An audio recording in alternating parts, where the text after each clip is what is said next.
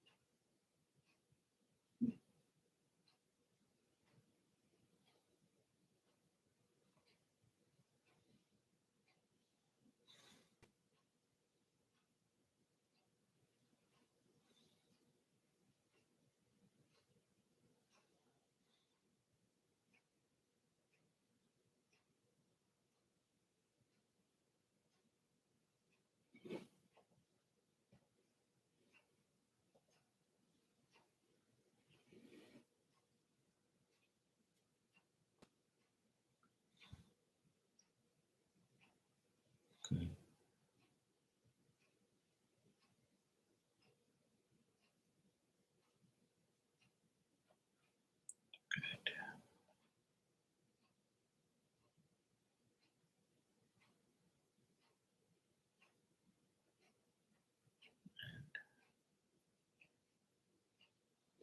Okay, so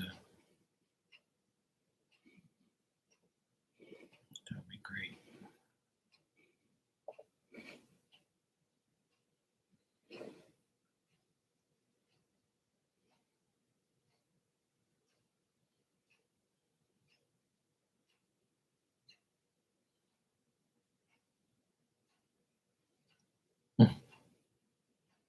Exactly.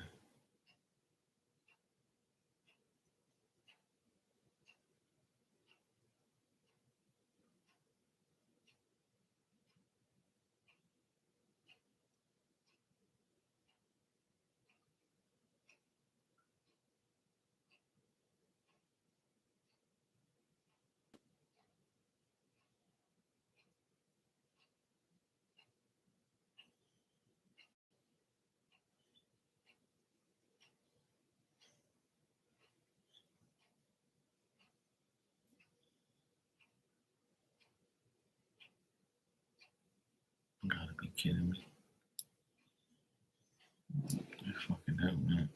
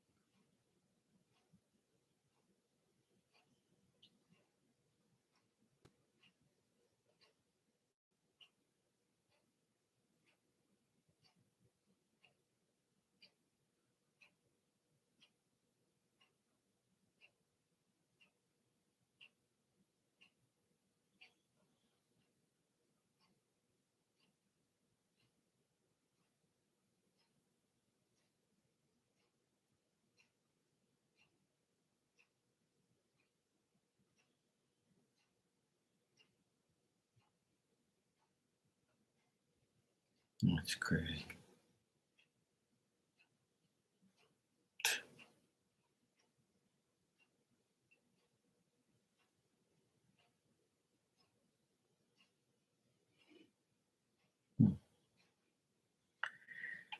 Hey, Caddy, what's up, sweetheart? How you doing?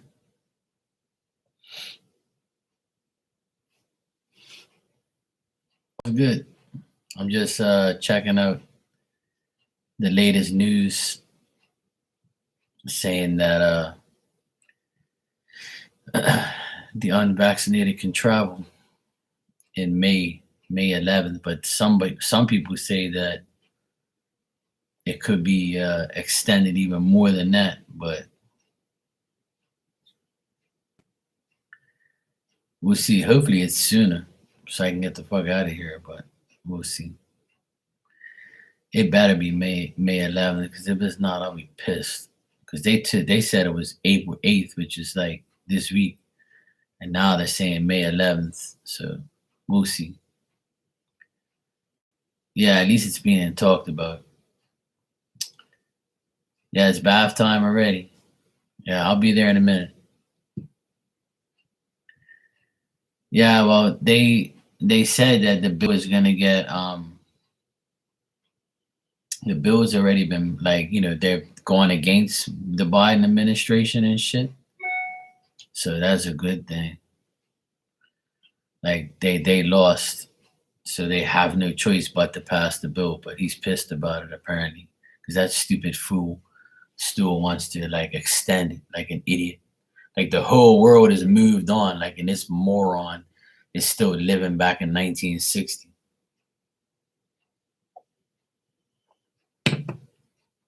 I can't stand Joe Biden. Fuck that guy. I hate his guts. Fuck, I can't stand him, man. He's such a moron. Like, he's ruined like everything. Hey BT, how you doing? Like, I don't want to talk about politics, but like common sense is gonna tell you, right? Like during the pandemic, right? People suffered. People lost jobs. So why are you withholding people coming to your country to boost your economy? Like the unvaccinated people, right? Unvaccinated people like myself who have money to spend in the United States, that will will pay for hotels, pay for like things, and buy shit there and stay there, like, and visit there. Like, don't you understand you're losing millions and millions of dollars every day that you prolong that shit for 3 years? Like, what president in this world is going, if the whole rest of the world has done it and you're staying behind? Like, what is your problem? Like, who are you? Oh, nice, BT. Yeah, he doesn't care. He's a moron. Like, I honestly, Joe Biden is a fool, and everybody knows it.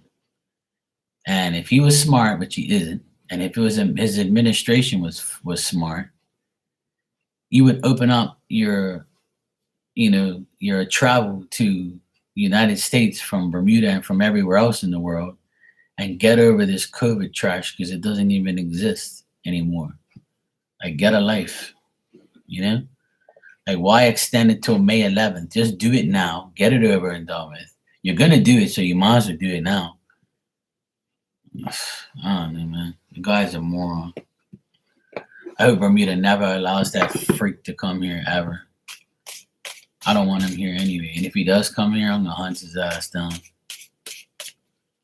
Smack him. Say, yeah, you made me suffer for 3 years in Bermuda without going to the United States. It's all your fault, Sleepy Joe. All right, BT, you said, can you get a reading about your work recently? It's been very busy lately, and I struggle to manage a long list of clients. Sometimes I feel like I'm being blunt and cold by the end of the day. I hope I do not make severe mistakes. Thank you. All right. Let's check, BT. Busy is good, though. Yeah, exactly. How am I supposed to go visit everybody and have bath time with you and have fun with all my friends? Everybody's waiting for me to come out there, and I can't because of this moron. You know? Yeah, who is this guy? You know? It's all good, dude. Hopefully it happens next month, and hopefully it happens this month, but I doubt it. They're gonna make us wait like an idiot that he is, or whatever. Can't wait for like him to go, period, forever. Yeah, exactly. Bathwater's been cold. That shit's ice cold now.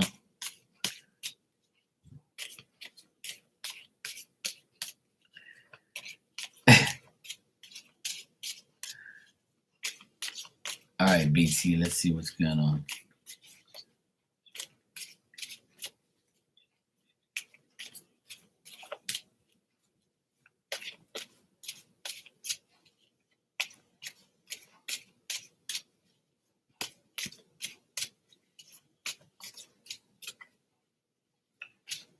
All right.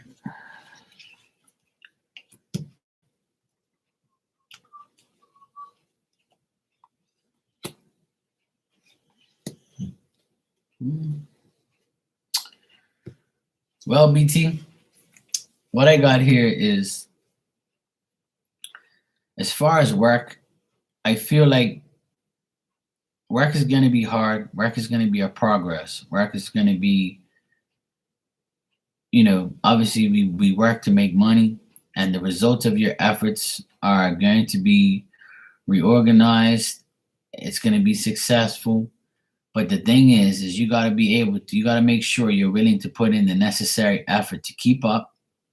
Don't be preoccupied with egos of people, fake people, people that are not using their brains as much as you are.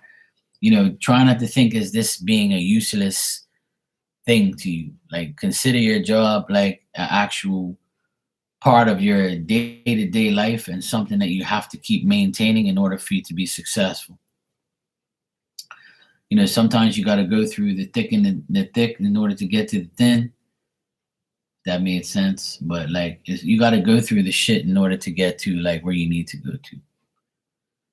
I feel like you're gonna be disappointed here and there. I feel like you're gonna have a lack of like seeing things and how you look at things. You might fail to complete tasks at some time. You might feel like you're not perfect, and you're not. Nobody is. Just try not to be perfect. Try not to think that you can't make mistakes. Try not to think that those mistakes are going to affect you. Everybody makes mistakes. Um, the thing is be willing to make the necessary effort. The more effort you put in, the better work is going to be. So do your damnedest to keep up. Do everything you possibly can to be, happy, but not to be stressful and not to be like take on too much. Obviously, it's busy. Obviously, you're gonna have to keep up. That's a part of your job, is to keep up with it. And I'll tell you my advice. Sometimes, I've had my business for 16 years, and sometimes there's no work. Sometimes there's too much damn work. And sometimes there's work where I'm like, I wish I would have never took on this job. And we all go through it. We all go through it. This past 2 days, I worked in a basement, changing old electrical, and I didn't want to do it. But the only reason I did it is because it was my client. He's a good friend of mine. He gave me a lot of work, so I said, you know what, I'll just do it. I know I need help, but I'm gonna do it by myself, and I'll do it, day by day. So there's gonna be times where you're gonna be stressed out at work. There's gonna be times where work's not gonna be the way you want it to be, and that's a part of life. It's never gonna be perfect. It's never gonna be busy all the time. It's never gonna be slow all the time. It's always gonna be somebody to aggravate you. Just know that the more you work, the more you'll grow, the more success you're gonna have. I know you might be tired. I know you might be like, worn out here and there. But the main thing is to keep your focus on your main goal. And that is to complete the tasks that you've been given, dealing with clients, dealing with people. You also have to remember that dealing with people, you never know what they're going through in their life. So just treat the people accordingly. There's going to be interference here and there by people, and people are going to try and make you fail your test. But if you think you're going to fail that test at work, then you will. But if you say, no, I'm not, you're not going to get me. I'm going to show you mofos that I know what I'm doing, and I'm going to succeed, and I'm going to make things happen, and I'm going to be, all my P's and Q's here, and I'm gonna do what I have to do to be successful. And the more you do that, the easier life will get, the easier work will get. But I don't see nothing bad here. I just think that, you know, I know you said here you struggle to manage with a long list of clients. Sometimes I feel like being blunt and cool, but at the end of the day, I hope I do not make severe mistakes. Well, the thing is if you think you are, you will. And if you think that you're not, then you won't. And, you know,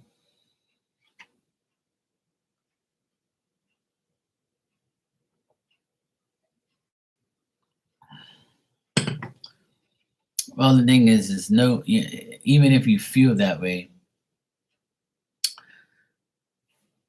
well, you had more work because their colleague was away for 2 weeks and the clients went to you. You feel more pressure. Right. And that's what happens when you have too much on your plate. You feel like you're going to fail. You feel like you're going to not meet the test, or you're not going to do what's required. But that you shouldn't feel that way, because I the cards are telling me this is all self-inflicted. It's all in your mind. It's all things you're telling yourself. But at the end of the day, people are seeing that you work hard. People know what's going, like, know you're good at what you do, and you're fine.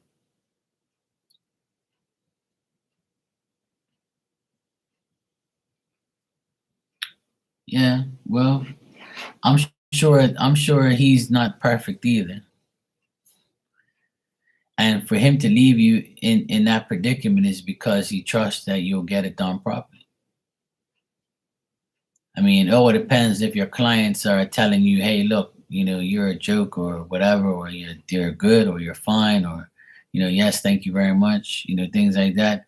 Only you're gonna know. But BT, if your mentality is, I'm not doing it right, then it's gonna end up being that way. But if you put your mind to it, and you put in your time and your effort, you'll get there. Even at this age, I still feel always people are trying to get me, and it happened a lot this year. You know, that's why I turned down another job recently, because I don't want to deal with people. I don't want to deal with like construction workers and other businessmen, because they don't care, and I'd rather just do my own thing and be happy, and not worry about other people. I think you feel the pressure, BT, because you want everything to work out, and that's great. Because you want everything to work out and you want to be recognized as someone who does the right thing. You're gonna worry. Worry is a part of life. But I know I can sit here and tell you, don't worry, BT, you'll be fine. But if you don't think that, then it's not gonna happen, because from what I see in the cards and what you're saying is like, I think you're gonna be fine. I think it's just all in your mind. Yeah, right. And because you are, that's a target on your back. Like, people are gonna wait for you to make a mistake. But if you show that if you're doing your job, if you've been there for how long now, and you haven't, they haven't got rid of you, so that means you're doing good, right?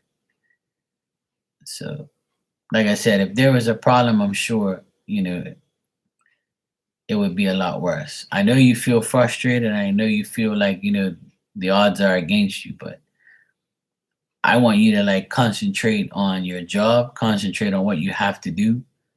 Another suggestion I have for you, BT, is to write things down. I don't know if you do that now, but write things down, even when you're at work, or type it in the computer or whatever, in your phone, in your notes, whatever. Like, just like say, you know, right, exactly.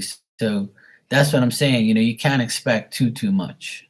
So you're going through a process. I'm sure that those people that have been there for 2 to 3 years, went through the same thing and the same difficulties. Hey Jade, how you doing? So, just take it one day at a time, BT. But I don't see nothing bad, to be honest. I just think that is mainly your mind telling you one thing and, your feelings telling you another. But I think that work's going to continue to be hard and continue to be steady and it's going to be busy. But, like, even if people don't show you an effort, don't take it personally. Just do your job, and that's all that matters. Like, if you do your best, if you do your job to the best of your ability, no one can talk shit to you. They can, but it won't make no sense because you did your job. If you're doing what you're required to do, then how can it be, how is it going to be a mistake? How is it going to be not the right thing? Hey Ali, how you doing?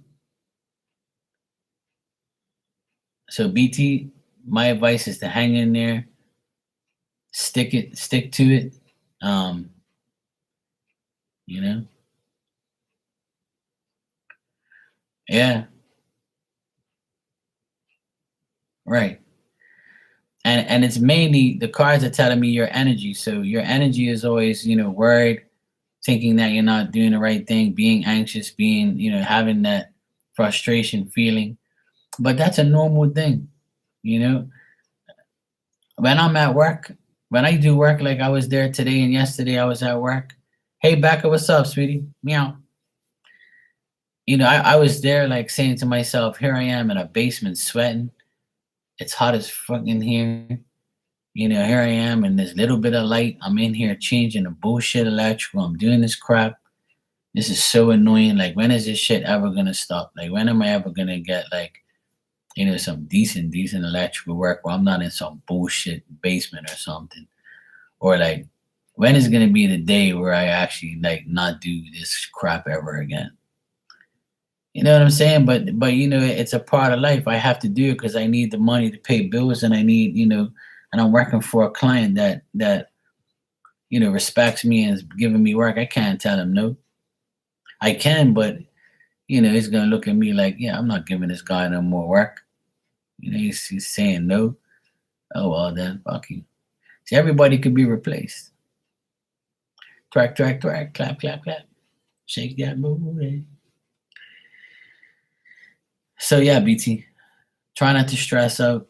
And this goes for everybody. Whatever job you do, if you do your job to the best of your ability and you find that it's a struggle, it's not meant to be perfect. It's not meant to be, great and wonderful every time you go to work. Every day you wake up, sometimes you have stomach pains. Sometimes you have diarrhea. Sometimes you throw up. Sometimes you're fine. Sometimes you're hungry. Sometimes you're sad. Sometimes you're mad. We can't live a perfect life. It's not going to happen. But the perfect life to me is you yourself, you loving yourself, taking care of your needs, taking care of your wants, taking care of yourself. That's the best thing, is to always take care of you. Everything else will work its way up. We're not supposed to be here to cater to every single person in the world. It's impossible. Oh, nice, Becca. Nice. Cool. Everybody's been telling me to do that forever. Do my own website and all that stuff. I ain't got no time for that shit. Maybe one day I will. Maybe one day. Well, that's cool. If you didn't have to pay for shit, that's fine. That's cool.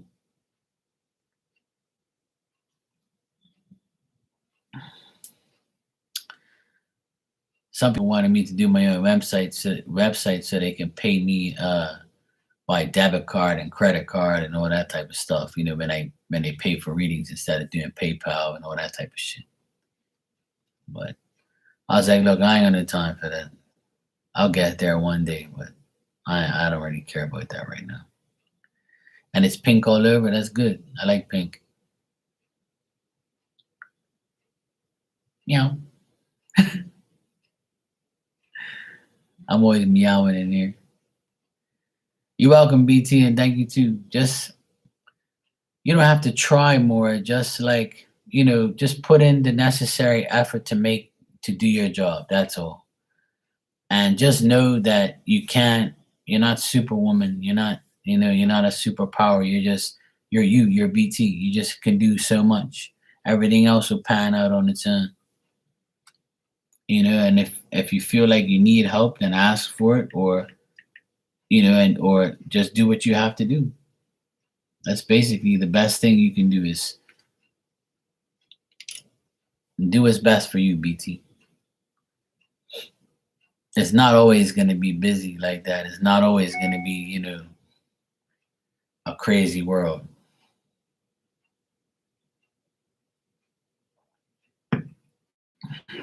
Of course, back if you read down below, it says free messages.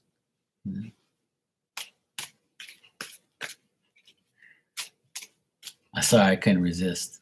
I got another donation here. Let me see what we got. All right, Jade, I got your donation. Thank you, sweetheart. I appreciate that. You can go ahead and ask your question. I'm gonna be like you on your website. I mean, on your channel. I'm like, guys, you need to read. Don't you know how to read? I'm gonna do what you do to me. Don't you know how to read, Becca? Come on now. Your fake glasses on. I always gotta make an excuse. Look. All right, Jade, you said, why is Josh reaching out to me after a year of no communication? Let's check.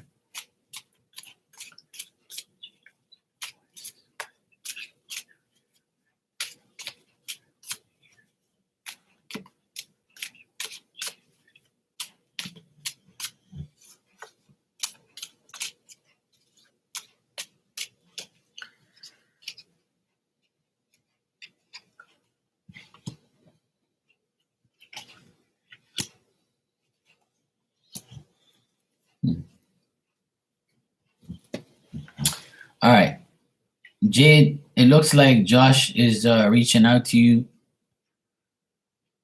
because he feels a lot more mature and a lot more responsible, a lot more reliable. He feels like he has enough patience to deal with you and everything around him. I also think that he thinks that he's compatible with you. He thinks that if he's persistent enough, he can like get you to talk to him, get you to communicate with him. But he feels like he's lost his friendship with you, and he's lost, he's disappointed you. He feels like he's disappointed you, or you feel like a certain way towards him. But he wants to like reunite with you and like be friends with you again, and possibly like, come to a conclusion and talk about the problems or the issues that he's had, or with you, or with his life. I think he wants to talk to you about all of this stuff. But I think the main reason he's coming to you is because he himself is in a better place. He feels like he's more organized, and he feels like he can be depended on, and he can, he feels like he can actually conclude things and has the ability to make things happen. So I think his self-esteem and his courage and his life is better, and he personally feels a lot better. So that's why he's coming towards you. But he thinks that you don't want to speak to him, and he thinks that, oh well, I've disappointed her in the past, or last time I spoke to her wife, she must think that I'm crazy. I'm speaking to her after a year. So he kind of like wants your friendship back. So he's going to try and get your friendship back. That's what I'm getting, Jade.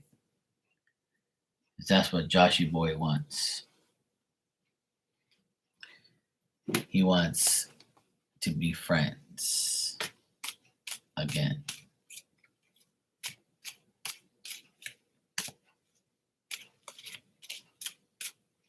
You might also want, like, because the cards also say that he wants to find out if you're single, find out about your life, things like that.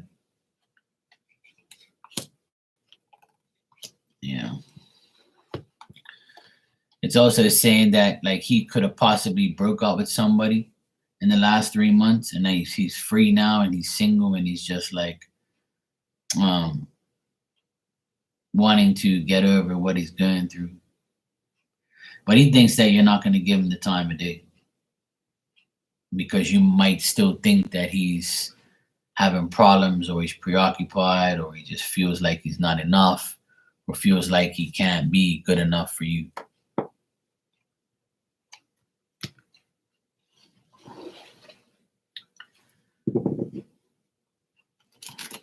I don't know if you guys like broke up or you guys were together at one point or you were dating. I still think if you did date him or you were dating him at one point, I still think there's a deep emotional connection. Well, probably.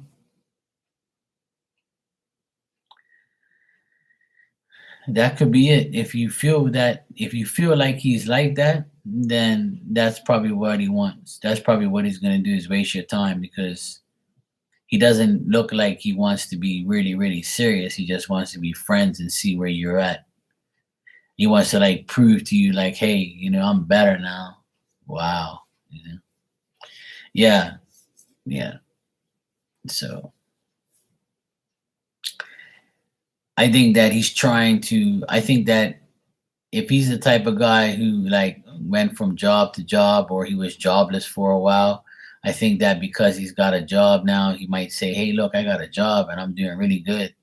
And he might like, try to swindle his way back in your life and say, "Hey, look, you depend on me, I'm making money. You don't have to give me anything, I'm fine, I just want to be friends and let's go out and have a drink, blah blah blah type of vibe." So I just think he wants to be a friend and just find out what you're up to, pretty much. But I don't think that he wants like a relationship or anything like that. I don't think that he's coming back in your life to be like, your BFF or your BF. So it's up to you. You can tell him F off. So, but I think he's gonna try and prove to you that, he's not the same person. I don't see him with anybody. Well, most people can't live without somebody, you know that? A lot of people are like that in this world. They just can't be by themselves. They can't be single and just not have nobody for more than a month or two or three or four. They need somebody around them constantly. And those people they tend to find somebody real quick too. Meanwhile, somebody that's single is out there trying to find a decent person and they can't. And they find a decent person by accident just because that's that person's cycle or karma to be with an idiot. So I feel you on that, Jade. There's a lot of those people around. There is a lot of those people around. Unfortunately, that's who he is.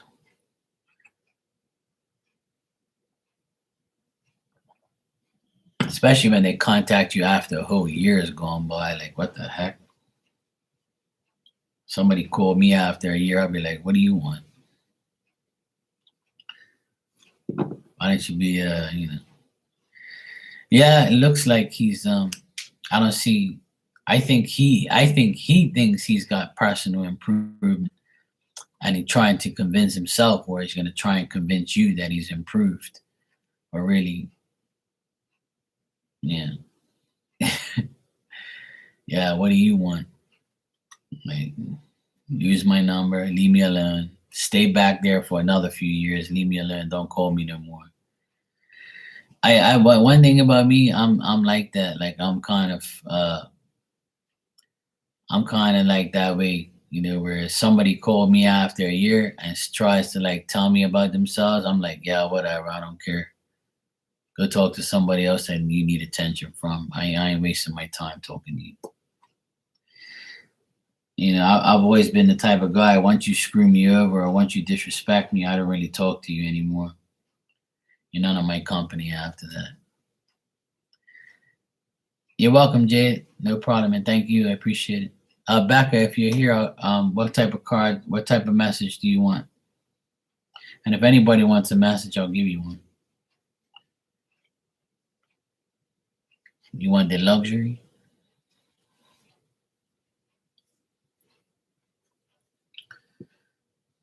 The energy is weird right now anyway, like with relationships and people and what they really want, what they're about, how they're acting, what they're saying, what they're doing.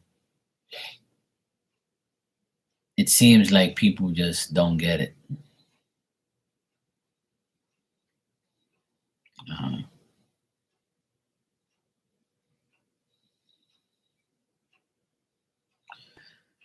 sometimes sometimes when I go to the grocery store, I'll see somebody that I'm interested in, make eye contact with them. And sometimes I'll be like, you know what, Mark, you should go up to that woman and say, hey, here's my number. You want to go out sometime? A part of me wants to do that and try it out and see what happens. And another part is me like, are you mental? Leave that damn woman alone and you go about your business and live your life. Don't worry about it. You're going to get another damn headache. That's exactly what I tell myself. On my left side, I hear a voice saying, go for it, Marky, go get her. And on the right side, it's like, don't do that. Just do your damn groceries and shut your mouth and get out of here. You don't need no damn headaches. Get out, Mark. Leave these women alone. That's how I felt the other day when I went to the grocery store. On Saturday, last week, Saturday, that's what happened to me. I was really close to walking up to somebody that I liked. And I was like, you know what? Don't do that. Stay away. You're better off single, bro. For now.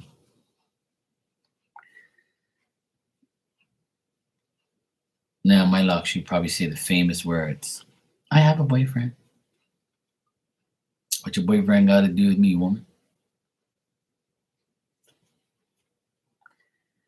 I have a boyfriend.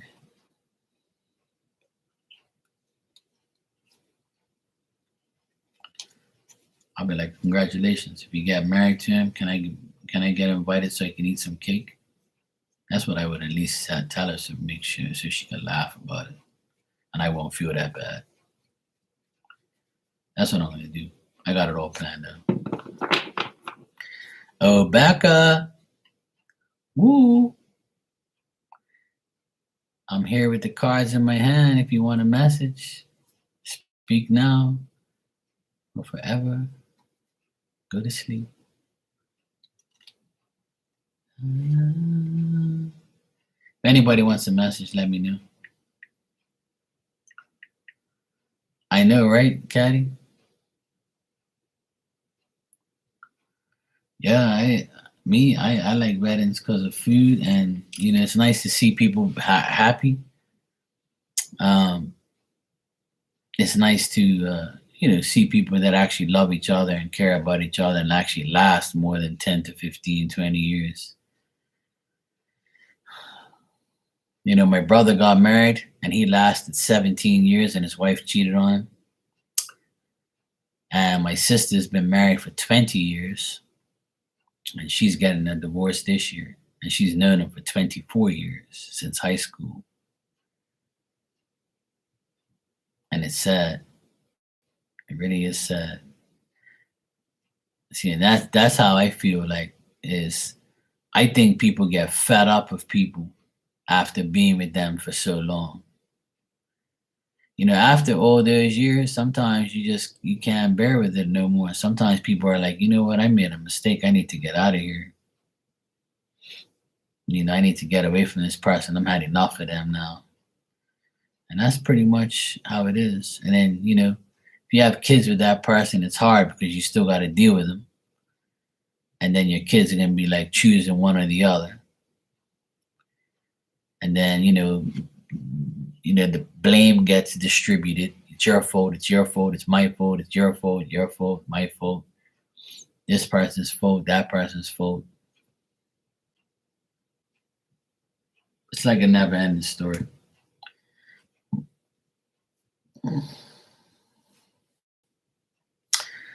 And that's just it, Caddy. The right person. Who is that? Who is the right person and how long that right person is going to be right. See, that's the thing. People say, you just said the right person won't make you feel like that. But the right person you married, right? You married the right person at that time. It felt right. They treated you right. But as time goes on, that person might switch. That person might say, you know what? I can't deal with you no more. I just can't. I just need a change. I need a different coochie. I need a different, woman. I need a different man. I need a different this. I need a different that. Some people can't handle being with somebody all their life. And it's like a regular thing. Exactly. I mean, the right one exists. I agree with you. The right person won't make you feel like that. You're right. But you can say that from the very beginning. I mean, you can use yourself as an example, right?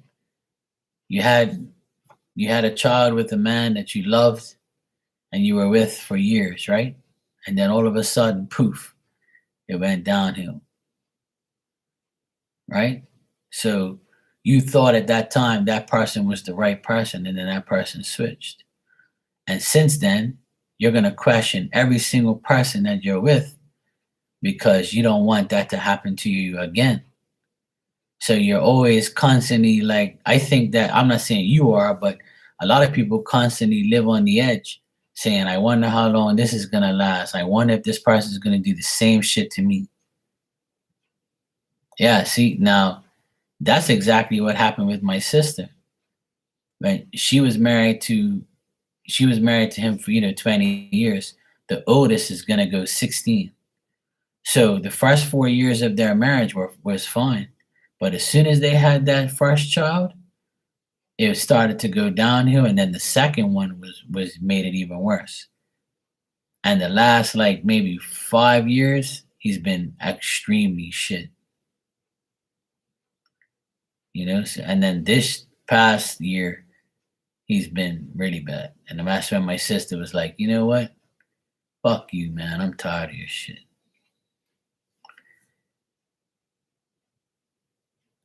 Well, that's the thing.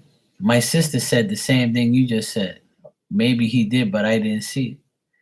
Because when we're in that position, we don't think that it's wrong, because we just think that that person would change with the weather, or be one day be sunny, one day be cloudy, one day be rainy, one day they're gonna be a fucking hurricane and tear shit up. The next day the sun will come out. But that's not always the case. The best thing that happens out of a broken relationship is a beautiful child. That's the only thing that comes out of a shit relationship. The child is never to be blamed. And that's all that matters at the end of the day. Because that child will grow up and always respect you for taking care of them and not the other person. And that's how my nephews are. All four of my nephews, the two that are divorced now and the two that are getting divorced, they don't like to my other two nephews don't even speak to their mom anymore. They barely speak. Like, one doesn't speak to her at all. The oldest don't speak to her at all. He didn't even give her phone number. She asked him for his number and he was like, fuck you, I'm not giving it to you. I don't want to speak to you. And the youngest one, the 17-year-old, the one that's going 19, he won't even speak to his mom. He ain't spoke to her in like 2 years. And the youngest one, the 17-year-old, he speaks to her, but not very often. Not often at all. He even turned her down the other day. She says, oh, you want to go to the movies and have dinner? He was like, nope. She tries, but she's already ruined everything. You cheated on their dad and you left them stranded and you don't even care about them. So out of the blue, you just think you're just gonna, you're gonna get what you want. It's too fucking late, woman. You're a hoe and your kids know. And then the same things happen with my brother-in-law. He doesn't even care about those boys. He don't care about them, because if he did, he'll fight for his life. He'll fight for his woman. He'll fight for his wife and his children. But he don't care. He threw it all away. He don't give a shit. He's a complete moron. Some people have the right person, but they don't even know what to do with them because they're too right. They're too good. They're too, like, honest. They're too this and to that. So a person can't really handle that.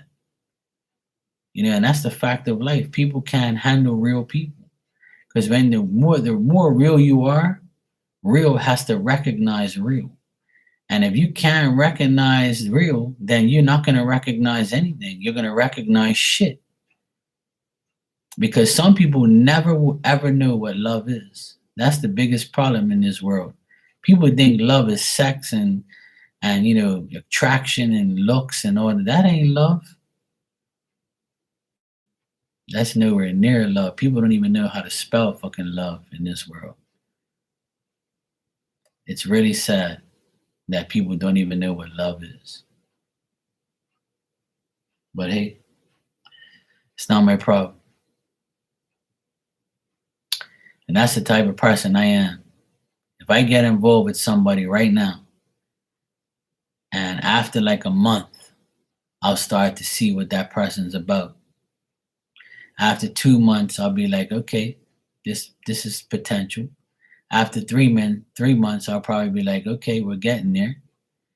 After 4 months, I will probably start to have some type of feelings, conjuring up inside, and then so forth and then so forth. And then my love has to build. It just doesn't happen overnight.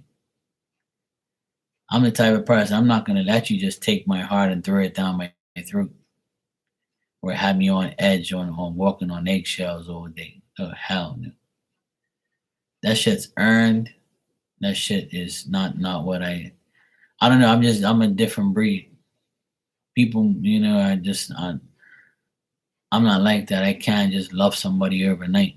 I can't just respect you overnight. I can't trust you overnight. It's gonna take a while for me to really like say, okay, I have a good woman here, and I'm gonna make sure that I do my best to show her, like, you can trust me, you can be with me. Yeah, it's gotta be a slow burn, exactly. Right, exactly. Yeah, see, that's because that's the way they operate. They don't want to put in the work, Caddy. They don't want to put in the work. And this is why I don't have a woman, because a woman doesn't want to put in the work. See, women, like as a man, women do the same thing to me. They were like, "Oh, hey, handsome, how you doing? Oh, yeah, oh, yeah, I see. Da, da, da, da, da. Oh, yeah, you look nice. Oh, you got this. Oh, you have your own business. Oh, that's nice. Oh, you know what? You don't have a girlfriend. Oh, wow. That's, you want to go out sometime? Let me know." I'm like, okay, yeah, whatever. And then the next thing you know, after the second date, you want to get on your knees or you want to take me to bed. That's not fucking love. That's not a relationship, sweetheart. I can get coochie anytime I want, just like how you can get D all you want. But I'm not that type of person. And if I do let myself go, it's because I know I'm not gonna get anything from you. You know what I'm saying? Everybody wants sex, sometimes and not want to put in no effort or not really want a relationship. You could look at somebody and say, you know what, I'd love to fuck you, and I probably will, but I know I'm not gonna get anything else. And then there's those people where you're like, I'm not gonna give it up. They're not even asking me. They're not even like wanting me. So like this person's weird. What, am I not attractive enough? So it's so confusing to deal with people these days. Because if I'm the type of person, I'm not gonna like jump in your pants right away. Like I don't even know you. You might have an STD. You might be some con artist. You might be a thief. I don't know you. I'm gonna get to know you. And when I see those red flags waving in my face, I'm definitely not gonna touch nothing from you. You know? Mm-mm. Those days are over. And that's what happened to me like last year. There was a woman that I met and I saw her every now and then, got cool with her, and then Like she kind of one night she was kind of like, I guess she must have been full of herself, and she pretty much like was like wondering why I haven't like said something to her to make her like want like she was probably waiting for me to say, hey, why don't you come over right now? Or why don't you come over tonight? Let's get busy. Let's do something. Let's fuck. I think she was really expecting me to say that. And because I didn't, she kind of like, didn't speak to me that much anymore. She'll speak, but not like how she used to. Like she pretty much was like, yes, come on, fuck me, please. And I'm like, nah. She didn't really say that, but it's like the vibe I got was like, yeah, you know, why aren't you like, trying to get in my pants? Everybody else does. So I was like kind of respecting her because I thought that she weren't like that. But then when she showed me that, I was like, you know what? I ain't fucking dealing with you like that. I barely know you. So I ain't desperate. Yeah, it's an obsession. Yeah, exactly. We got to be friends and feel each other, feel everything out and see how it goes. But I find it very hard to find a woman these days that wants that life, that wants to like get to know you. Like, what's so hard about that? Like, I don't have to have sex with you between 3 and 6 months. I really don't. It doesn't matter to me if I don't have sex with you. If I don't have sex, if you and I don't have sex for 3 to 6 months after going on dates constantly and being with each other constantly, that would make me happy. That would mean like, yeah, you really want to wait. You really want to like get to know me. You're not just gonna throw your coochie on me and call it a day. And use sex to create love. You're not supposed to create love with sex. You're supposed to create love first and then have sex. That's me personally, you know? But that's how people are, though. It's fucking weird.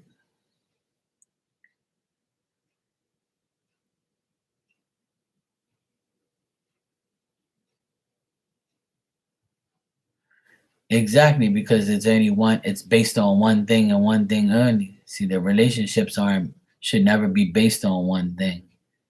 And that's where I have a problem with people and with women and with relationships.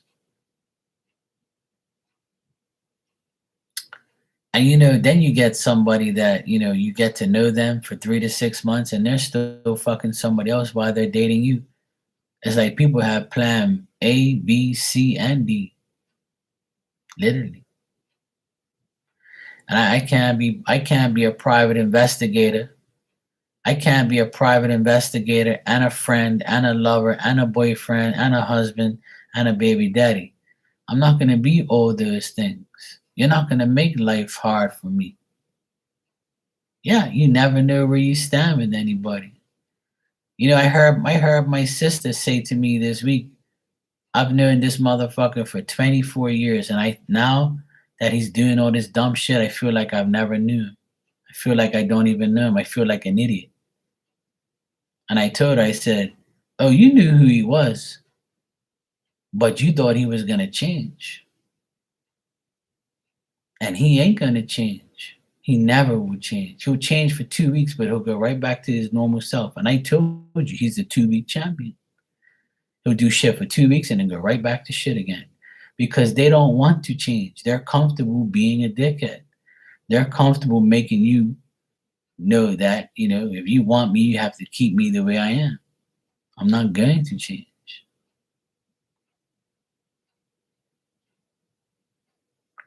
No, they're not. People don't change really. People do, but they're not going to change for you. If they know you want them to change, they're not going to. It's very, very rare for a person to change for you. It's not going to happen. Now, me personally, the old me would have said, yeah, I'm gonna go get some coochie. Fuck these bitches. I don't care about them. I don't want them in a relationship. I just want some coochie and just fuck and just smoke weed, smoke cigarettes, and drink alcohol and fuck hoes, and I don't care. Whoever comes my way, I'm banging them in the hell with them. And then when I reached 40, I said, you know what the fuck are you doing, Mark? Stop smoking cigarettes, stop smoking weed, stop fucking drinking, stop fucking hoes, stop dealing with these dumb bitches and just like try and like, go into like a spiritual vibe and, clean yourself up and maybe you'll find somebody. Well, guess what? I ain't found nobody since I did it because I found myself. I love myself. I finally learned to love myself and I don't need a woman. I want a woman, yes, but I don't need one because I finally realized what it's like to love myself because I wasn't loving myself all this time. So 6 years ago, I woke up and I said, I'm gonna change my life. Fuck this shit. I'm tired of doing this dumb shit. It don't make no sense to me. And you know what? I'm living my better life because I can love myself and know that, I'm not doing anything wrong. No, they won't even change for their son because this asshole next door, he does the same shit. He's got two grown boys that are successful in what they do, and he don't even care about them. He don't teach them anything. He don't do anything for them. He tries to buy their love because he's got money, but that don't work either.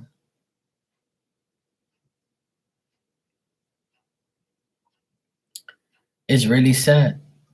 It is really fucking sad. Right, exactly. And that's exactly how it is. And that's exactly how my life has been. Since I've cleaned up myself and been, put myself in this place in the last 6 years, it's been even worse. People have treated me worse now than I've been treated ever in my life because they see how I've evolved and they see who I've become. And I did it. I changed. I thought I was never going to change. But I said, fuck this. I can't live my life like this no more. I don't care if I don't get no more coochie for a couple years. I don't fucking care if I don't have a girlfriend for a couple years.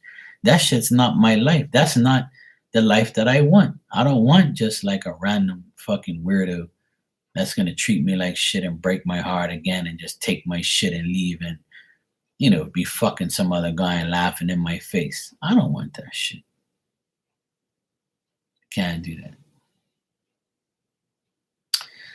Right. And that's the thing, though, But see, that's called respecting yourself, Caddy. Sometimes when we reach that age, we're like, you know what, I'm done with that. Like, I can't deal with this shit no more. Yeah. Because when you go on a dating app, you're basically looking for dick.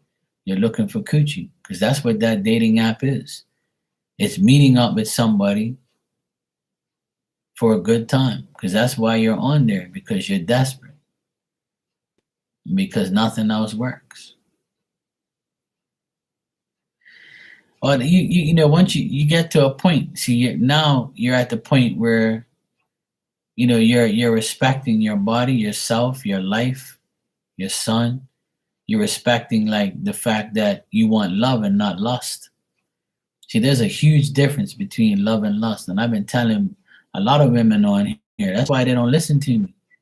When I start talking like this, when I start saying shit like this, less and less people are in my room because they're all guilty of what I'm saying. That's why people leave. They're like, fuck, I ain't listening to Mark talk about this shit no more.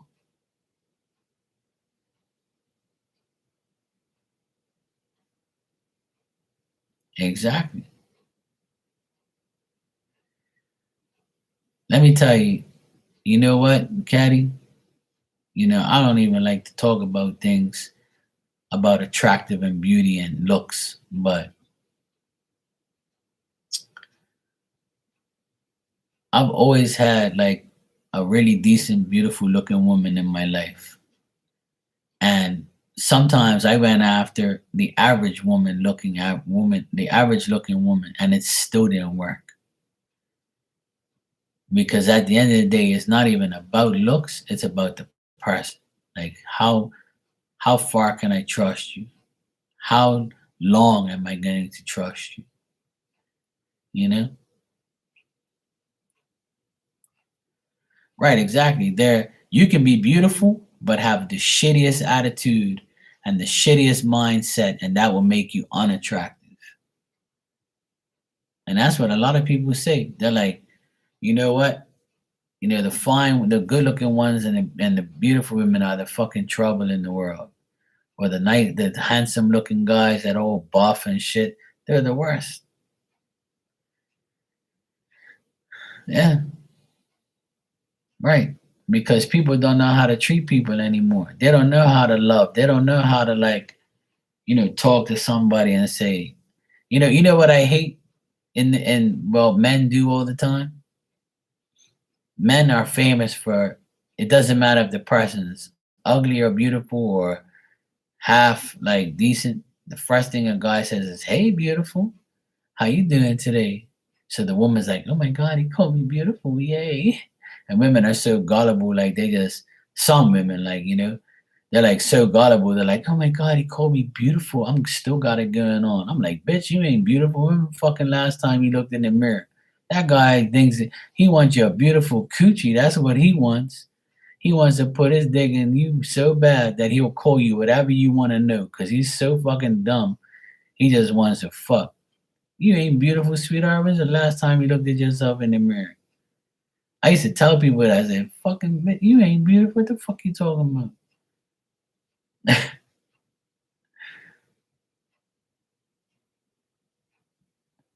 Yeah, right. But that's the thing. Like, you can say those things. You can say that beautiful shit when you're actually with the person, you know? That's all good. Like, I don't mind, but I'm not the type of person to be like, yeah, exactly. Me, I'm never gonna, I don't do that shit. I'll say, hey, you look really nice today. I really like that outfit you got on. I'm not gonna be like, oh my God, you're so beautiful. How has nobody gotten you? Oh my God, you got an amazing ass. Like some guys would be like that straight up, and I'm like, what the fuck is wrong with this person?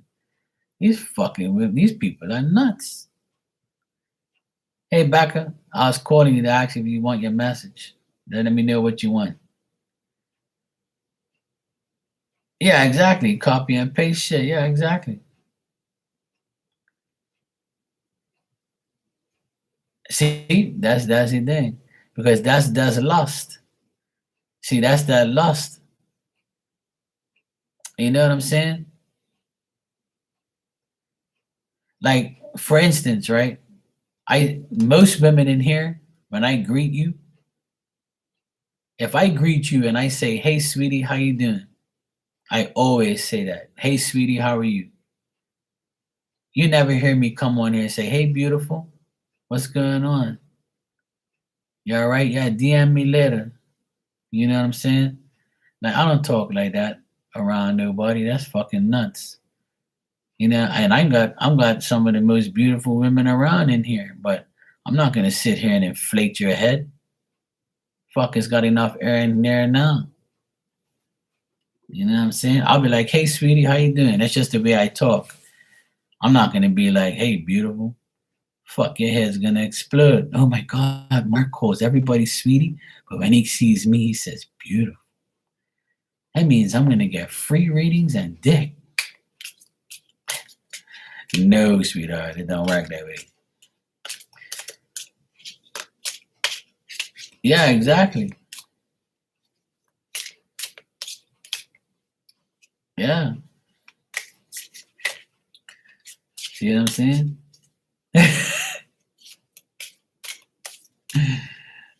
But it's true though. Hey, let me tell you something. Caddy, you're my witness. You know me for a long time, right? Now, Becca don't know me that long, but you know me for a long time. I've had over the past 4 years I've been on here, I'm dealt with some fucking crazy bitches in here, you have no idea what I'm been through. I'm had women come in there and claim me as their man. Hey, handsome, how you doing? I'm like, you start calling me that shit. That's a turn off. I'm like, yeah, I know what you want. You want free readings and dick. That's what you want. You start coming in here talking about, hey, handsome. Oh, I love you, Marky. You mean the world to me. And oh my God, yes, I'm coming to Bermuda and suck your dick. Shut the fuck up, woman. You ain't coming nowhere. The only place you're coming is in your own damn bed looking at me. Shut up. That's what I used to say to these damn stupid hoods. They're out of their mind. You know? But it's true though, like, but it happens to everybody. It don't happen to me. I never let that shit get to my head though, you know. I never let it get, because I know it's all bullshit.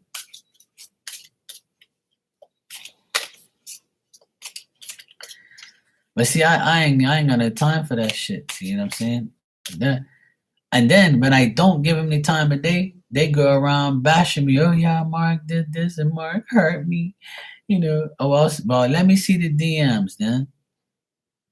Let me see. I used to tell one girl I told, I said, hey, you're talking shit. You saying that I did this and I that? Well, show me the DMs of me telling you that shit. You go look on your phone, screenshot that shit, and send it to everybody on my comments. Send it to everybody and tell them that I sent you that shit. Prove it. Prove that I said you're my woman and I'm fucking you and all this shit. Woman, don't make me don't make me pull out the receipts. Yeah, man, some crazy hoods in here. Trust me when I tell you. That's why I ain't got no time for that. I ain't got no time for that shit.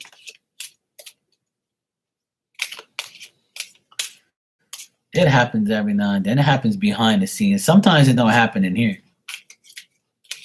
But you know, it's happened more on Instagram, to be honest. Instagram has been like, you know, yeah, hey. Yeah, on Insta I'm had some battles over there with some of these chicks. They're out of their way. They're out of their mind. Alright, back.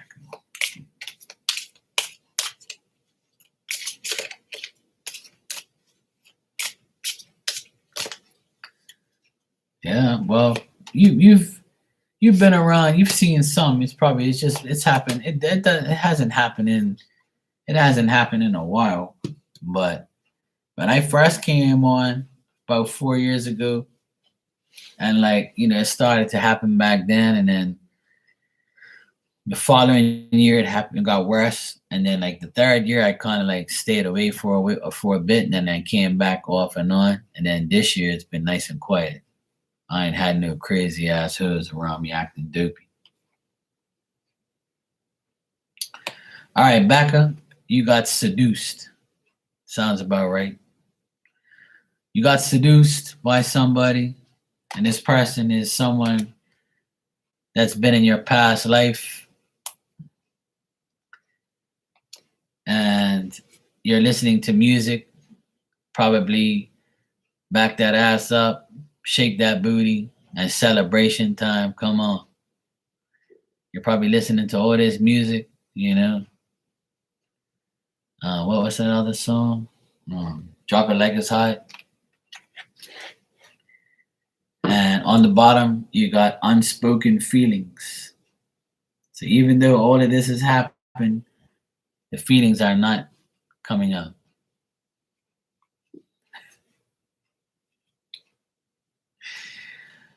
OMG.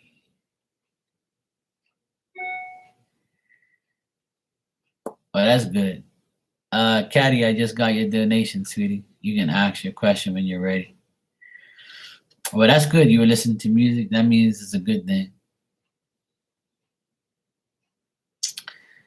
Yeah, I try to keep the crazies out of here, but you know, they can always sit back and watch, and they always say stupid shit. Um, but you know what? There was like probably maybe one or two women that I would love to be with, but I'm not gonna do like the long distance shit. That's what I don't want. I don't want to be a long distance relationship. And That's the thing. I met some nice chicks. I met some nice women, and I would love to be with some of them that I've met on here in the past 3 years. I'm not gonna lie. I met some really cool women, like, and had a lot of. I still have, a lot of women that I would love to be with, but I just can't up and leave my country and go to you and be with you forever. That's not gonna happen. You know what I'm saying? Like, I don't want to live nowhere else. I want to be here. This is where my family is. This is where my business is. This is where my life is. And I'm not expecting you to leave your country and leave your family and leave your life to come to me. That's unfair. And another thing is, you're over there, I'm over here. So what the fuck you doing behind my back? And you're gonna probably wonder what is Mark doing. You know what I'm saying? I ain't going nowhere. Hell no. This is the place to be. This is my country. This is my life. It's my. Now, if a woman said, okay, I'm coming to you, Mark, and I want to work things out, I don't mind moving to Bermuda. That's fine. I'll be like, all right, cool. Let's try it out. But nobody says that shit. They say it, but they won't do it. Well, get on the plane, come here, and prove it. And if you can last a month here with me, and you show me that your game, then we'll get somewhere. And then I'll come visit you, and you come visit me, and then once we're ready, we'll be fine. We can make it happen. Yeah, but see, that's the thing. That's all right, Becca. If you were with somebody for 6 months and you moved in, that's fine. And then you can always see. That's the thing. People, you could move in with me in 6 months. That's cool. But as soon as you fuck me over, or as soon as I get a red flag, I'm gonna go to the travel agency, and I'm gonna take you with you. I'm gonna take me with you. I'm gonna take you with me. I mean, and I'm gonna say, look, here's your ticket. Get the fuck out of my country. Get the fuck out of my house, and get the fuck out of my life. See you later. Because I have to have that control. That's the only control I want. If you fuck me over, you're leaving. I'm going to get rid of your ass. Goodbye. See what I'm saying? That's the type of life I want to live. You ain't going to tell me that, but I'll tell you that. Because I know I'm always going to put in the work. I'm always going to be faithful. I'm always going to be right. I'm always going to be a man. I'm always going to respect you. But as soon as you do shit to me, see, I don't have a problem with being a good person. I don't have a problem with respecting women. I have a problem with you disrespecting me. So if you disrespect me without me even doing anything to you, then fuck you. You're gone. I'm going to go book your ticket, and yours going to be a one-way ticket. You getting the fuck out of my life. So after 6 months, you come live with me and it don't work out for the next 6 months, then that's fine. Goodbye. I'm cool with that. You know what I'm saying? But if it lasts forever, then I know I made the right decision. Correct? Yeah. That's how I roll. That's it. I don't mind getting to know you and then we living together right away. That's cool. That makes me get to know you faster and get rid of you faster if I don't want you. And if it works, then it's a blessing. All right, you said just whatever comes up. Okay, cool. No problem, Caddy. I'll check.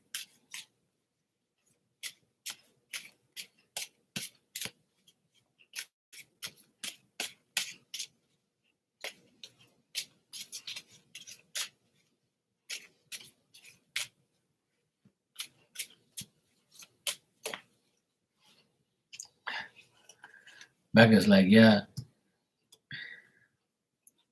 I don't have family, just a baby daddy and some halftime. Oh, bye. I'm going. He'll be on that plane following your ass.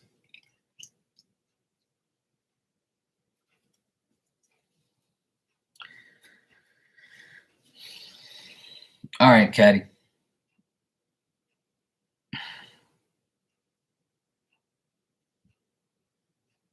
First of all, I wish I had better news. I wish I could see better stuff. Anything good about this reading is me. But what I get here, Caddy, is I think that there's a lack of faith. There's a lack of faith within inside of you. There's a lack of you might feel weak, or you might feel like, I'm tempted to do something, but I know I shouldn't. I'm tempted to do this, but I'm not gonna do it. I'm tempted to just like do certain things, or I want to do certain things, but I know if I do, that's not gonna be the right way.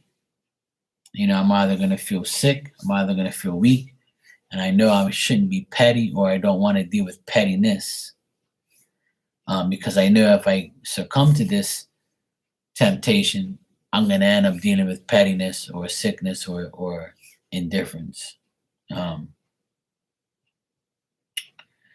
Also, at work, you might feel like a little lack of ambition. You might feel like, I need a change, or I'm not feeling motivated. I'm not feeling like you might be feeling kind of lazy, or you just feel tired and you just don't know how to make things better at work or better in your like work life. And you could all, if this isn't you, like it's somebody that you're dealing with at work that makes you feel that way, you might be around a coworker that's really lazy, or they're delusional, and you're like, oh my god, man, I gotta go work and deal with this bullshit today. Um, and then, like I said, it could be you just feeling that way. Yeah, feeling a little bit negative lately. So I think that the reading is pretty much showing me that this is your energy at the current moment, and will be your energy for the next 30 days if you don't, change it yourself. And this is to do with you personally, your job. And also, lastly, I have is, like you said earlier, your phone has been dry and you're getting, unwanted offerings.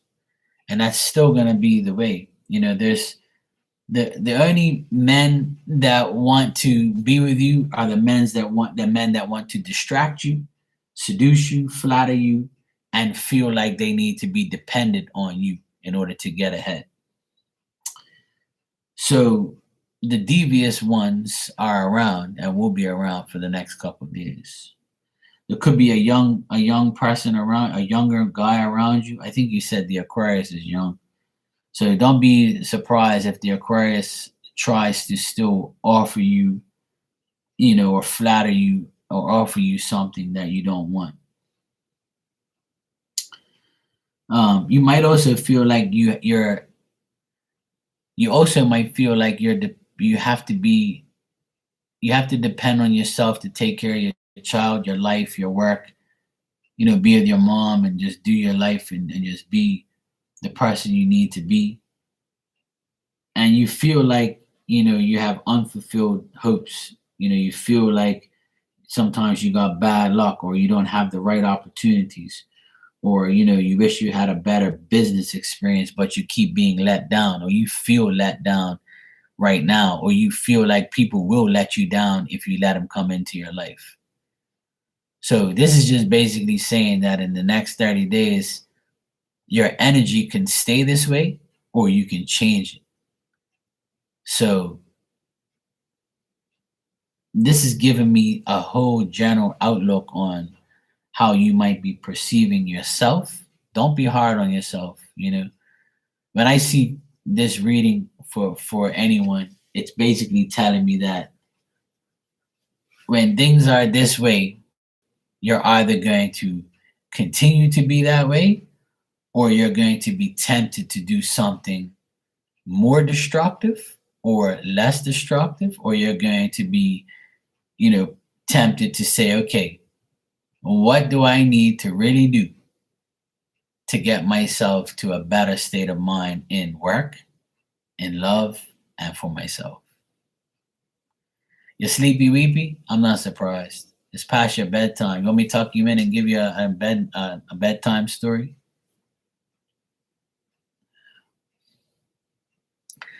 All right, nighty night, Becca.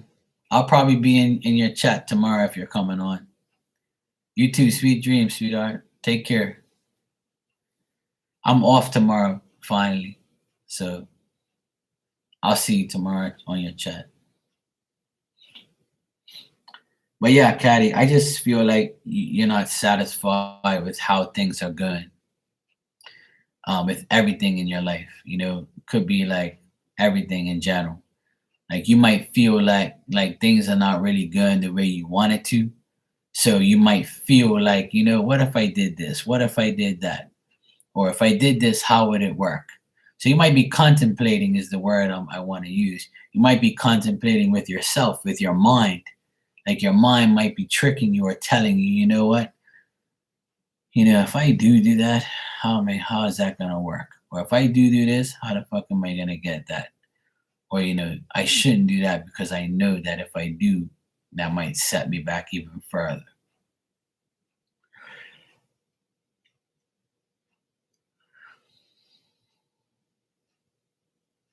Right. And that's the thing.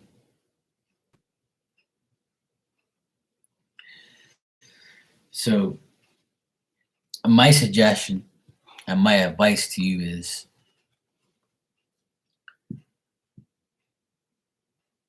look at how you can change for the better, and tell yourself, always let yourself know that we all go through, good, bad, hard times, frustrating times, negative times, good times.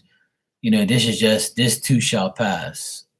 So it's more of, you getting to a point where, okay, when something good happens, then things will start to turn around, or it's up to you to make something good happen.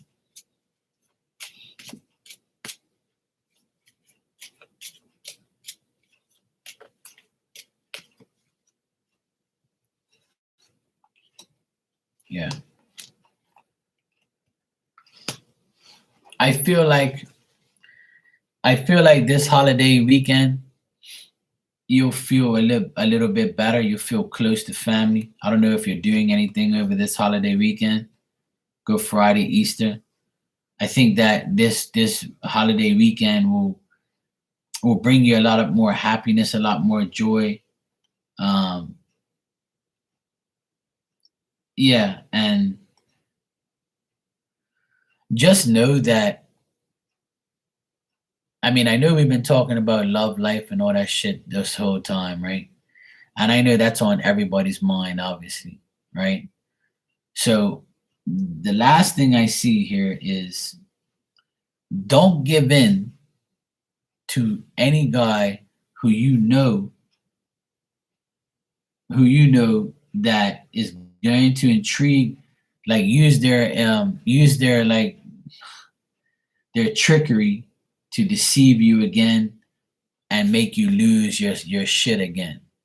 So the thing I keep seeing here is, there might be like a guy or a specific guy who comes in and makes you lose your shit, or try to make you lose your shit, like try to make you like mad, or or try to deceive you, or try to bring difficulties to you. And I'm getting it's a fire sign, so it could be a Aries, Leo, or Sag. Somebody who is like really wants to work on trying to make you feel a certain way about them and about yourself. Like this person can use like reverse psychology on you and say, you know what, this is your fucking fault because you did this, you did that. So it could be baby daddy because I think he's a Leo, right? I'm getting like a fire sign energy that somebody might, aggravate you.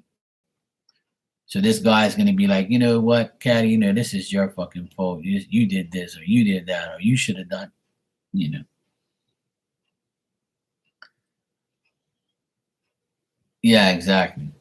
Yeah, I got a fire sign guy that can possibly like try to deceive you, or he's got difficulties, or he's going through some difficulties, and he might be like, you know what, I'm going through some shit right now, woman. I can't be dealing with this, and I can't be dealing with our son, or whatever he might go on and on about. But this can happen like in the next 30 days, where he might go off his head and say something stupid, and then you'd be like, you know what, bro, I'm not even sweating you, whatever. But I do see one good thing I see here is, you're going to be happy this weekend, and you're going to have times, if you stick with your family, caddy, and stick with your good friends, you'll enjoy the festivities. You'll have successful times. You'll be feeling the holiday vibes. You'll feel productive. You'll feel, the goodness overflowing with everyone around you. So the more you stick to yourself and your family, the more you'll feel a little bit better about your whole, negative thoughts about people in general and certain things. But as far as like the love part and men, it's still gonna stay, you know, where you're still gonna stay to a point where it's like, what the fuck moment. Like really? And you might be frustrated about work and things like that, but that too shall pass.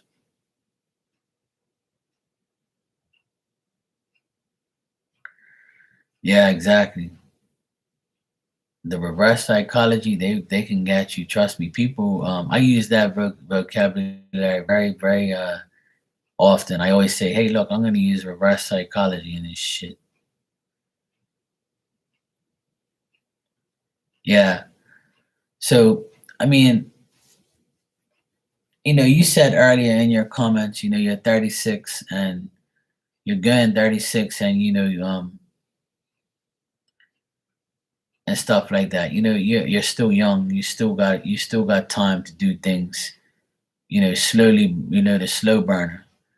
And that's exactly where you got to put yourself. At the end of the day, you're a single mom.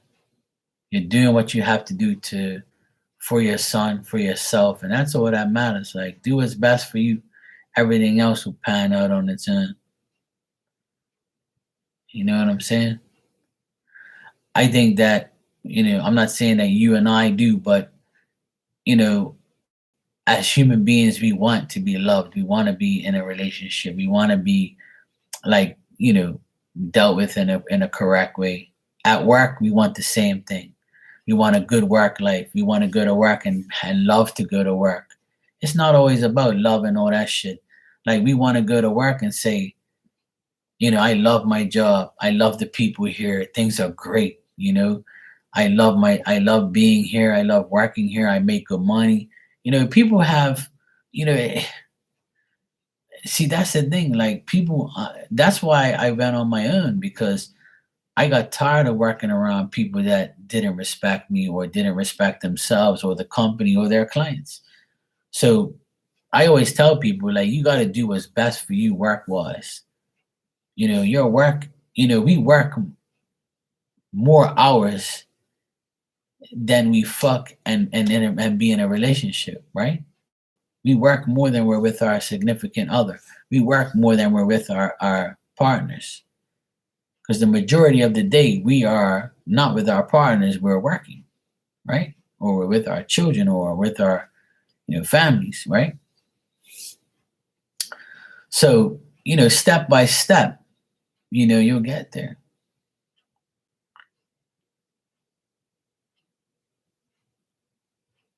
Yeah.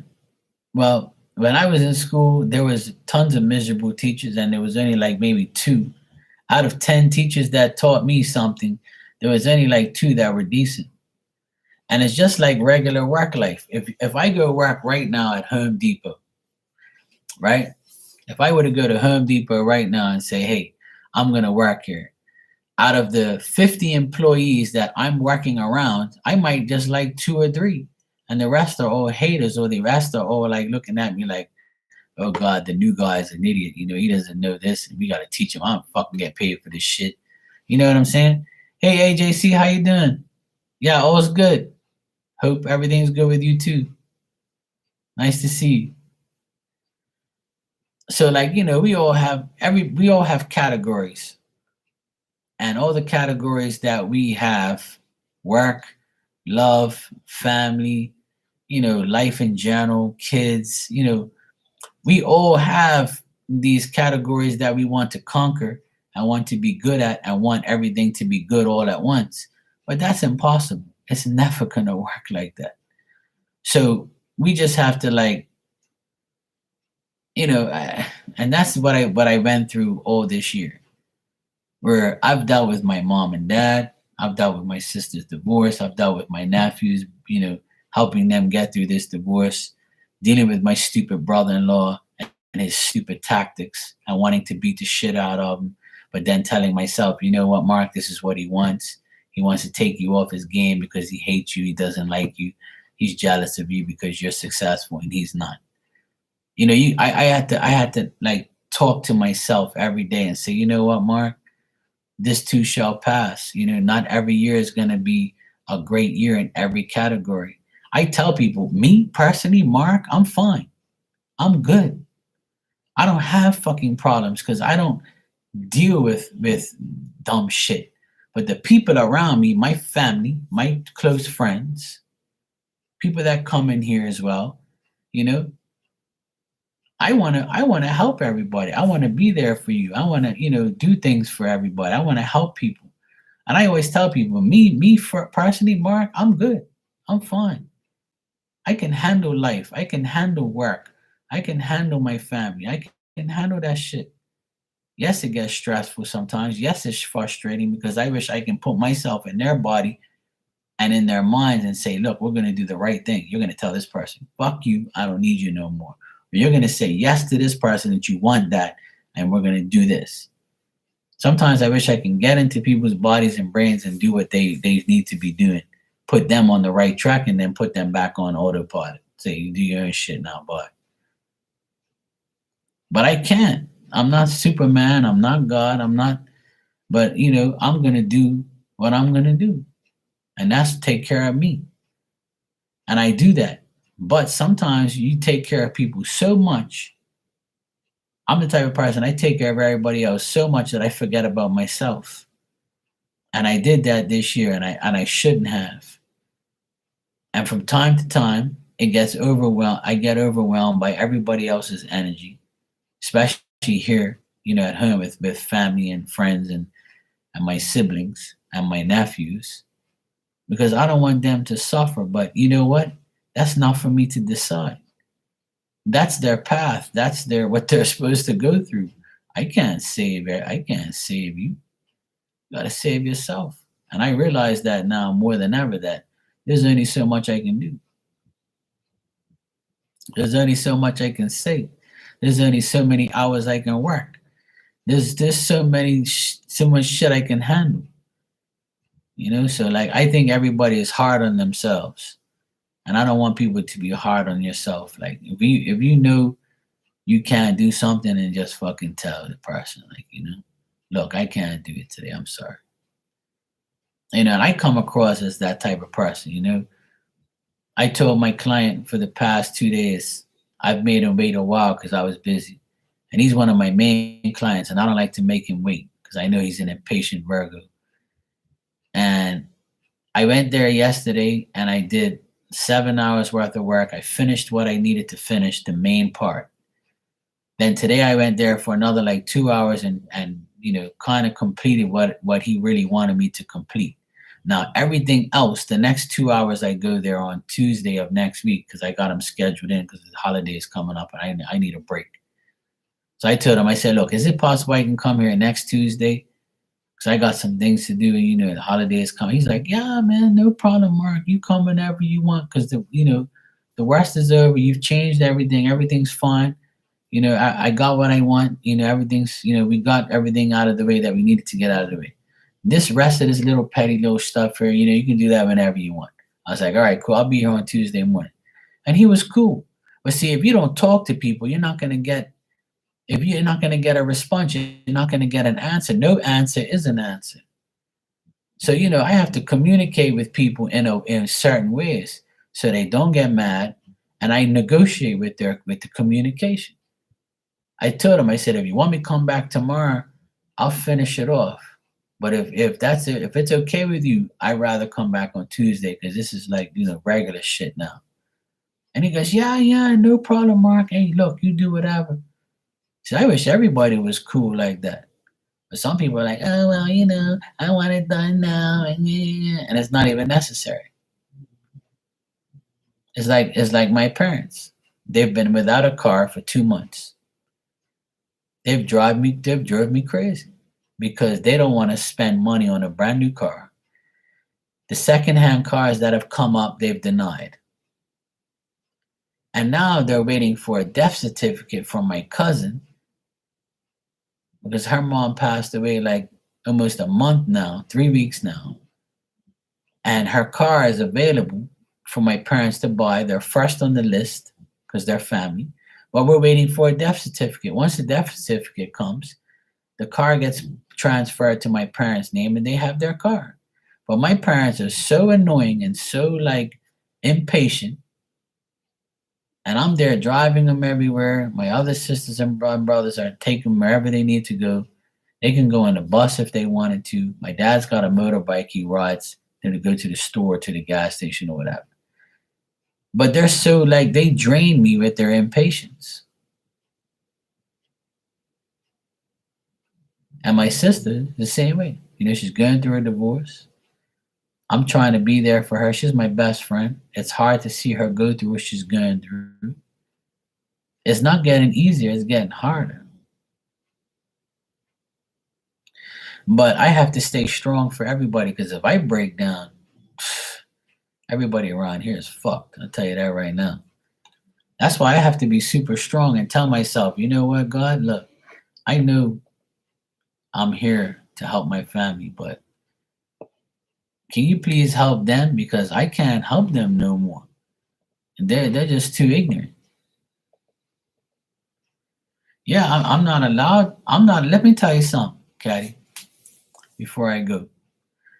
Let me tell you something. If I don't do what they want me to do, I'm the worst person in the world. And I have to do it. You know why? Because to them, I work for myself. I'm not married. I don't have kids. And I don't have the responsibilities and bills they do. That's how they look at me. That's how people look at me. Oh, you can do it because you're all those things I just said. Okay. So what happens if I did get married? I did have a child. So you're gonna leave me alone? You're gonna go get somebody else that's single and doesn't have not married, not have kids? Good luck with that.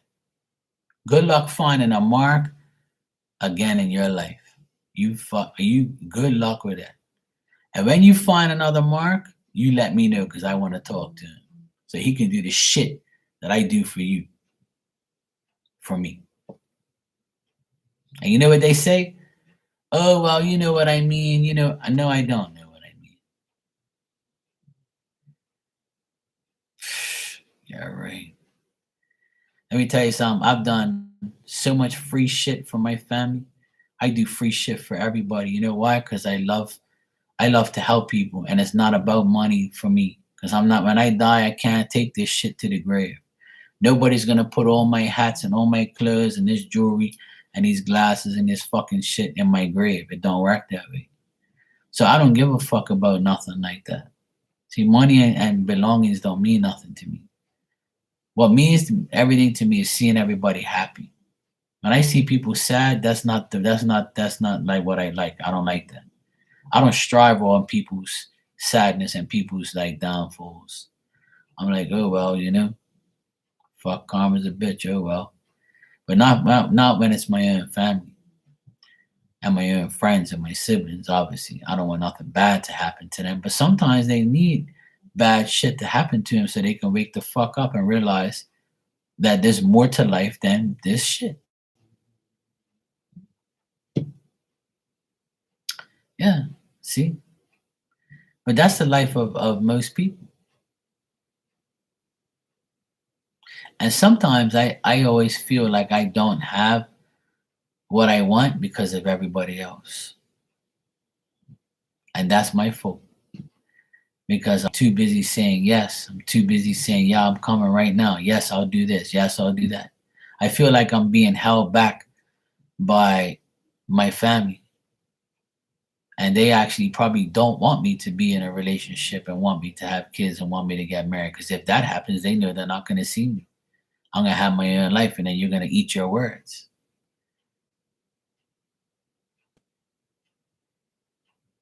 Exactly. Exactly. But at the same time, I tell myself, you know what? It's my choice. And if I really want to break off of that, then I will. But you know what? I don't really have time for that shit. I used to tell everybody I need a clone of me. They say people get cloned. Well, somebody needs to clone me. If you clone me, you be good. My clone could do all the work while I can go on vacation. And see, I'm not vaccinated, so I haven't been away in 3 years. But I told everybody, I'm so excited that on May 11th they're supposed to be finished with it, right? So the first thing I've been telling my parents and everybody, yeah, I'm going away for like a week or two. There's no response from them. They're like, oh fuck, if Mark goes away for a week or two, we're fucked. If something happens, who are we gonna get to fix it? Who are we gonna get to do shit? Who's gonna take us here? Who's gonna do this? Who's gonna do that? Oh fuck, I hope something don't break down because you're fucked. If you're away, who we're gonna call? Call Ghostbusters. I don't fucking care. I'm not here. And I told my sister and my mom and dad, and I told my nephews, I need to go away by myself, for myself, and I don't want nobody around me. I need to get away from all of you because you drive me fucking crazy. I love my family, but they drive me nuts, Caddy. They drive me fucking nuts. That's why as soon as I know I can go away, I'm going. I'm getting out of here. I'm going to go away for a fucking week.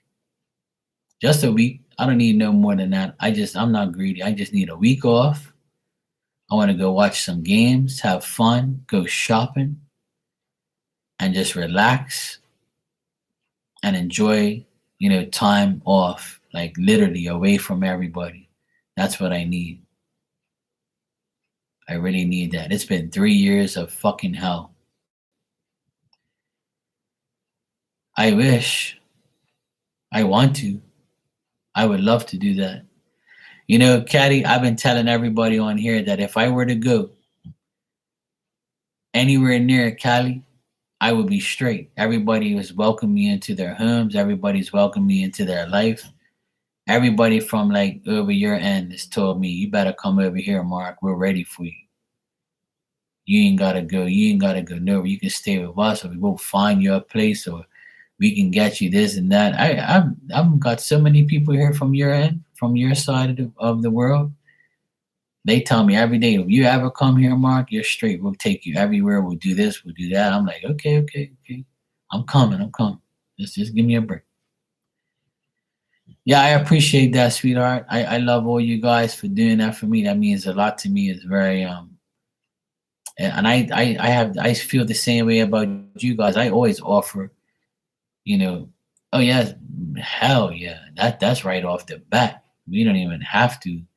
We already knew each other, so that's cool. That's bath time is a must. As soon as I get off the airplane, that's the first thing we have to do is bath time. We have to relax, catch up, Then after that, yeah, that's my first stop, guaranteed. Just make sure you have the bubbles in the bath and everything ready. I'll just hop right in. That's it. It's all good. I even wash your hair for you.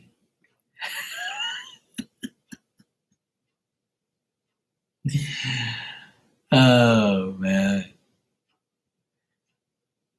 Trust me. I definitely want to come out there because I have so much friends out there. I have all of you guys out there. I know I'll have the best time of my life.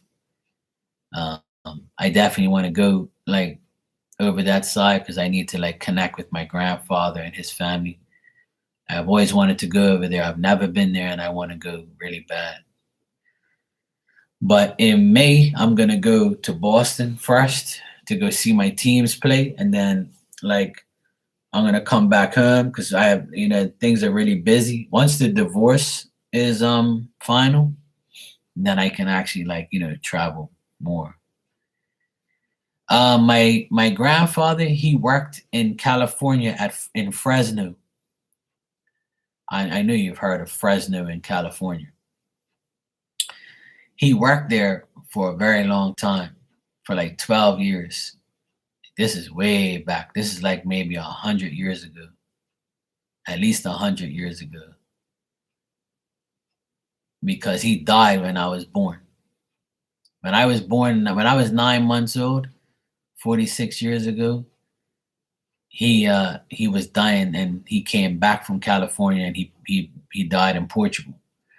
But his brother married an American Californian lady and stayed there. He was working from Portugal in California. His brother, which is my grandfather's brother, and then he sent my grandfather over to work with him in like a farm where he took care of animals.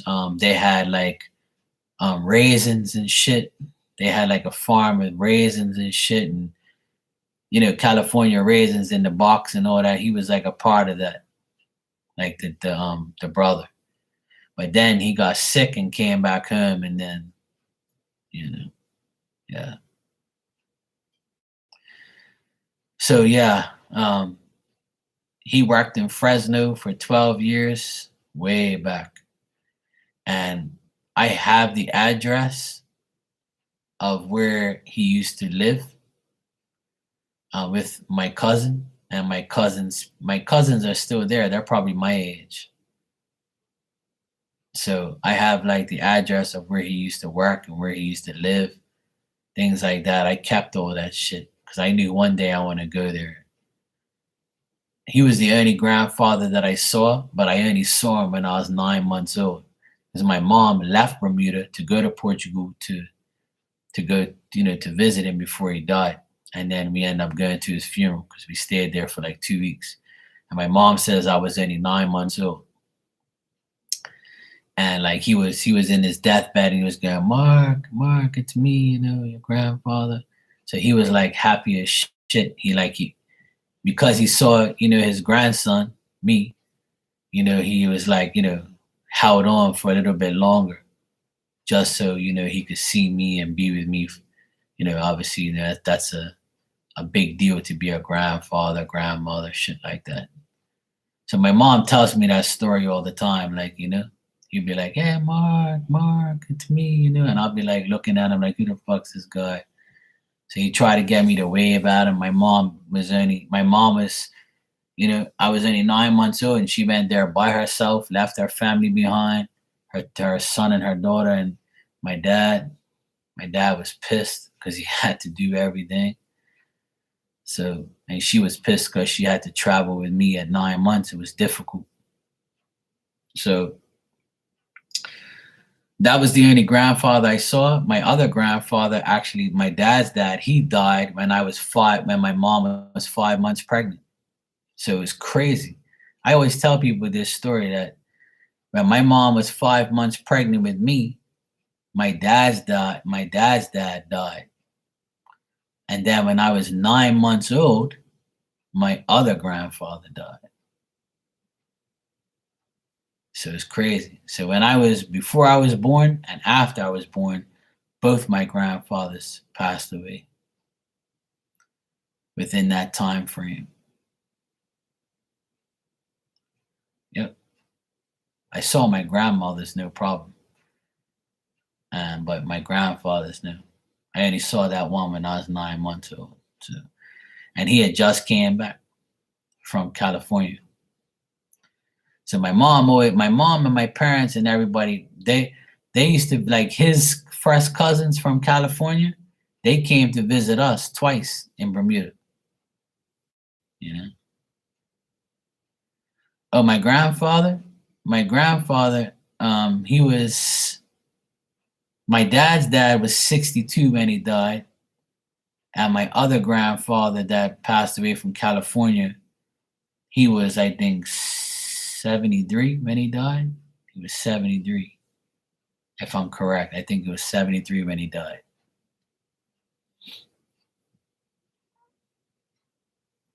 So 46 years ago, he was 73. So he worked in California when he was like right up to like 65, I think. And then when he came back from California when he was like 66, something like that. And then That was it. But he would went to California in between. Like he would go 2 and 2 years, 2 years here, 2 years there. But he did a total of 12 years in California. He didn't stay there for 12 years straight, but he did like a 12-year period where he was there like every other year, every 2 years or whatever the heck it was. My mom's got it all. She knows everything, but not me. But this is like going back a long time ago when he was like, you know.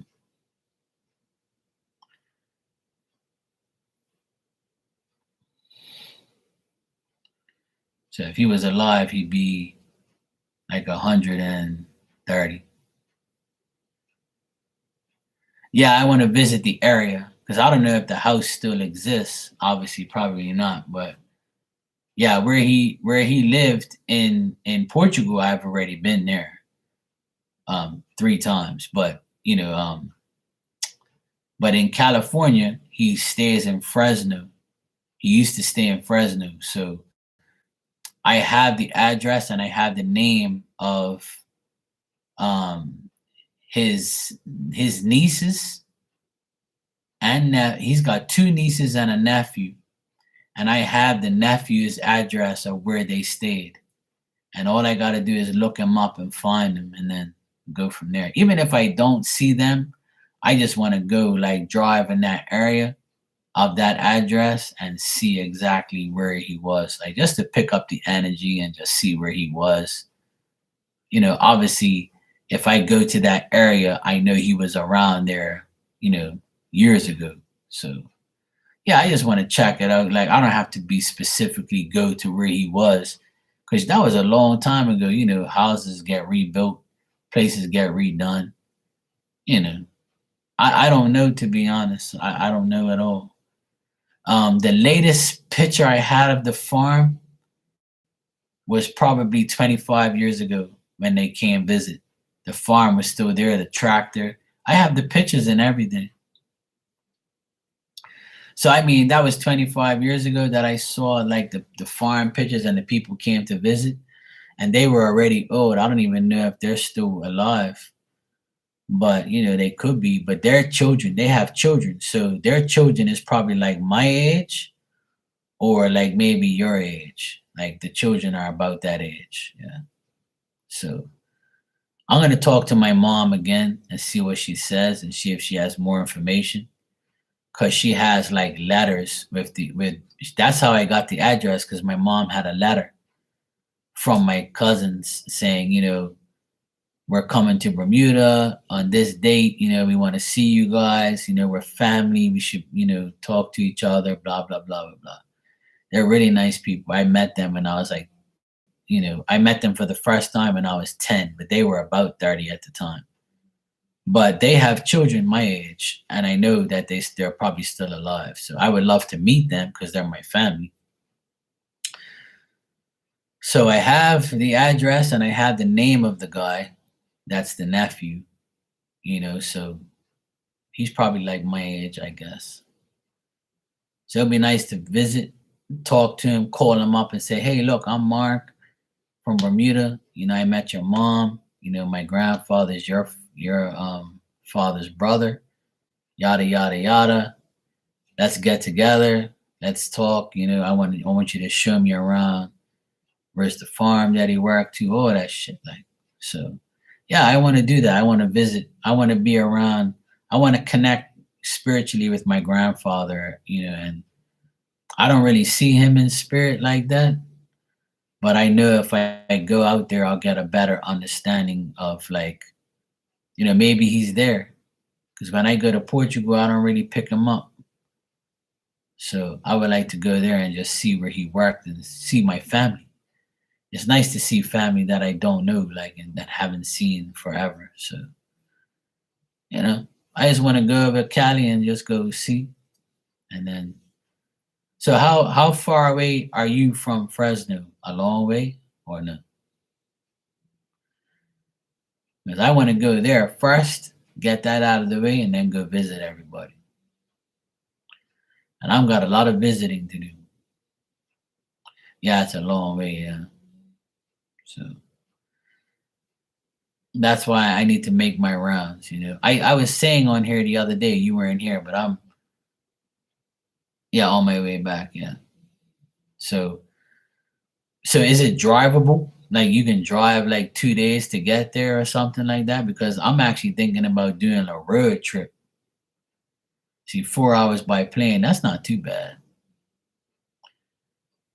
See, but I'm thinking about driving everywhere. I'm thinking about going to Fresno, renting a car, go visit everyone around Cali that I need to. And then, like, once I get farther to go in there, Cali, then I'll get more information from everybody.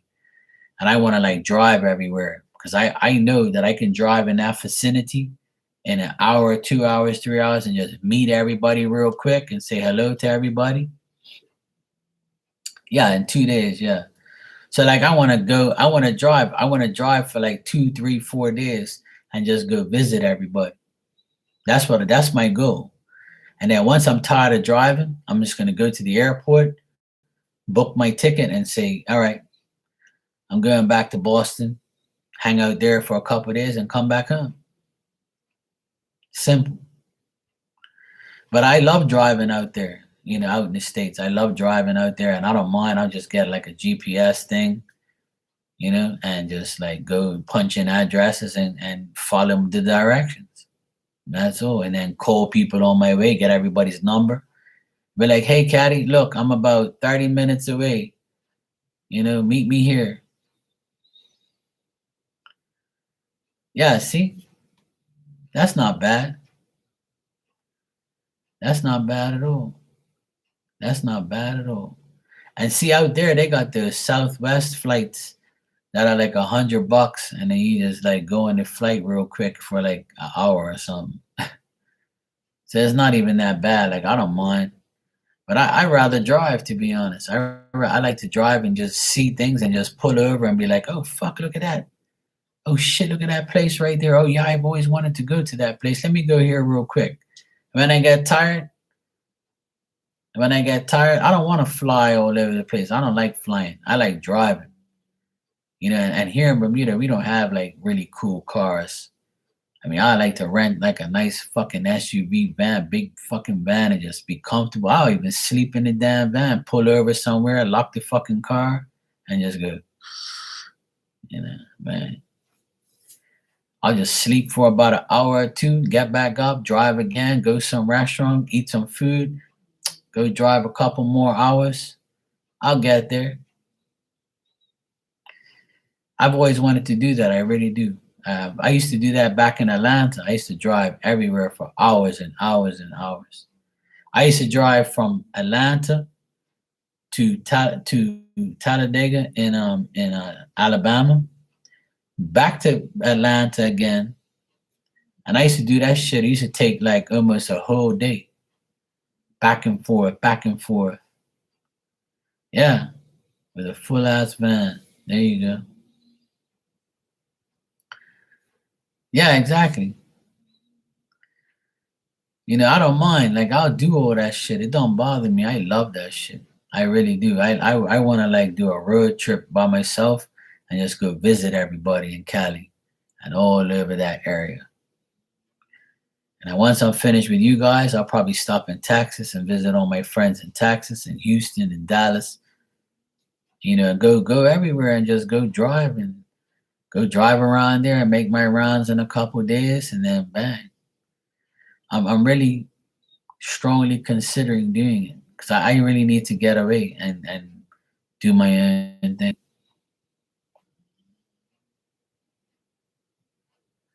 Yeah, yeah, me too. I love it. I love driving. Period.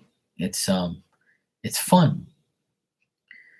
I don't mind just sitting there listening to music or talking on the phone and just driving and seeing things. I like to see things, the ocean, lakes, and trees, and all sorts of buildings and all sorts of shit. I don't mind. I really don't. I love it. I don't mind driving forever. That's cool. It don't make no difference to me. It makes life fun. You get to see shit. It opens your eyes to how big the world is.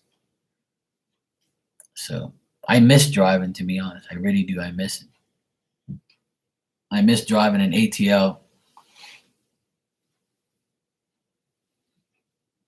Yeah, I'm sure she would. I know if I go see you guys, I'll have fun, man. I know I'll see. If I go see everybody that I talk to on here, man, I will fucking have so much fun. I know I will. And I'm going to. I'm really gonna do it. I'm really, really like I was gonna do it before fucking COVID. But oh, Atlanta. See, I used to drive in Atlanta in 2006, 2007. That's when I was driving a lot in Atlanta. I used to drive there all the time because my best friend moved out there. So I would drive to his place. I had a Dodge I had a Dodge minivan back then. Those things don't exist no more. But I had a Dodge minivan in 2006, 2007. I had a silver one and I rented it. It's not mine. I rented it. And I got in it and I was like, oh man, this is the biggest car I'm ever drove in my life. Because in Bermuda, we don't have shit like that, right? Well, we do now, but not back in the day we didn't. We have small cars. We didn't have vans and shit. Any people that had vans were like rich people or companies. Got in that Dodge Caravan, pulled up at my best friend's restaurant, and he was like, "Oh my God, Mark, where the fuck you get this car?" I said, "I rented it." He goes, "Really? Fuck, move over, let me drive it, cause I want to get one of these." And I was like, "Yeah, sure, man, let's go." I said, "I want you to take me to the mall." He goes, "Yeah, man, we're going everywhere." He got in that car, he fucking floored that bitch. He sat back in the car like this. He was like, "Oh yeah, man, yeah, this is fucking nice." He was looking around, saying, "Pay attention to the fucking road, man. Come on." He was like, he was all excited. He was like the best day of his life. And I was like, fuck. I thought I was excited when I got in this damn car. So it was like, it was like it was a thing for us, because we're not like we weren't used to that shit. But man, he got one like the following year. He got like a purple one, not purple, but like a maroonish type of car. And he goes, "Man, ever since I drove that Dodge Caravan, I went and got one." So the next following year I went, he had a maroonish, purplish one, and he let me drive it. It was fun. So I borrowed it for like a day. I had so much fun out there. Atlanta's like a crazy place to drive even back then, but I used to love it, man. I used to go to NASCAR races and drive here, drive there, and go nuts. I had such a great time. That's why I can't wait to go Cali and drive around and visit everybody. Yeah, big ass bridge. Man, I had a fun time. I've never driven Boston because I just don't. It's too hectic in Boston. Boston's too congested and too much traffic. It's too much. Like I can't handle that. When I get into like a taxi and they take me shit places, like we're stopped more than we drive. Where there's always turns and turns and turns and buildings and fucking bullshit, and you gotta stop here. There's a toll. It's this. It's that. I can't handle that. No, I don't do it. I can't. That's why when I go to Boston, I go to a hotel within walking distance of everything. All I do when I go to Boston is walk. Walk. I walk everywhere when I'm in. I love when I go to Boston. I walk everywhere because I like to walk places, walk everywhere anyway. It's nice exercise, fresh air. You get to walk and see things.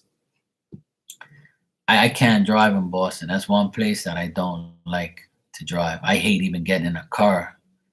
Even when I leave the airport in a taxi and go to the hotel, like their roads are like dun, dun, dun, dun, dun, dun. That's all you see. Like it's annoying. And I'm like, these roads are so shitty because Boston's an old ass city, right? And right in the city, like you have those fucking that's all you hear when you're driving. Clink clink, clink clink. And it's like, what the fuck, man? I can't deal with this shit. I couldn't imagine driving out here and listening to that fucking shit every day. I'm like, no, no, I'm not driving out here. No thanks. And that's why I rather drive. When I leave the basketball stadium, I walk home. I walked him in the rain. I've walked him in the snow. I don't care. I refuse to get in a car for 10 minutes just to listen to that shit. I can't handle that. I just got a big ass jacket, hunker down, and I'm just walking to the hotel in speed. Fast walking home. I'll get there. Yeah, I remember the last time I went away was 3 years ago in January, and it was cold as fuck. It's on my Instagram. That's all. I still got it on there. Me seeing like these geese and shit, and the snow was on the ground. I was telling everybody how cold it was, and I was walking back from the game. Actually, I was walking to the game, and it was nobody walking like 'cause it was cold, and then people must have looked at me like I was crazy. But I was like, I don't fucking care. You know? Oh yeah, it is. It's beautiful. It's nice. Boston's like my second home. You know, I've been there more than I've been anywhere. Besides Bermuda, Boston's the place I've been to the most by far, without a doubt. And next after that is Atlanta. I love Atlanta too. Atlanta is a really, really nice place. Atlanta is the place I've probably done the most shopping. Yeah, it's a 2 hour flight. It's 2 hours from here to Boston, 3 hours from here to Atlanta. So it's a short flight. It's not bad at all.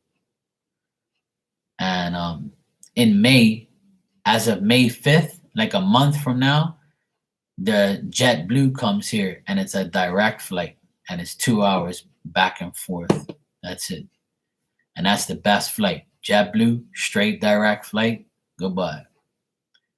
It's about right now it's like $600 for a flight, which is not that bad. It's usually more than that. So May 11th is the day that they're gonna pass the law about the unvaccinated like myself coming to the United States. So if they pass it for sure, yeah, round trip 600. Yeah. Right now, if I were to go away in May, it's $600 round trip. But if I go on a Saturday, if I go Friday or Saturday, it's $800. But if I go on a Thursday and come back on a Wednesday, it's $600. If you come back on a weekday, it's less. If you go on a weekend, it's more. Yeah, it's not bad. It's not bad. But the hotels are ridiculous. The hotels average between $300 and $500 a night. So if I were to go for 5 nights at $300, that's $1,500 just for 5 days. I don't even make that in a week. How the fuck am I still supposed to go? I'm fucking. That's like a month's worth of work. Fuck that. It is. It's fucking nuts. It's like you pay to go away and then you have to pay to live in a place that you just sleep in. Cause I'm not gonna be at that hotel all day. Fuck that. I'm gonna be, out watching the games, sightseeing, shopping, Yeah, exactly. For that price, I better come home to some coochie every time I walk in that fucking damn hotel room. I better be walking into some lobster and shit. That's fucking nuts.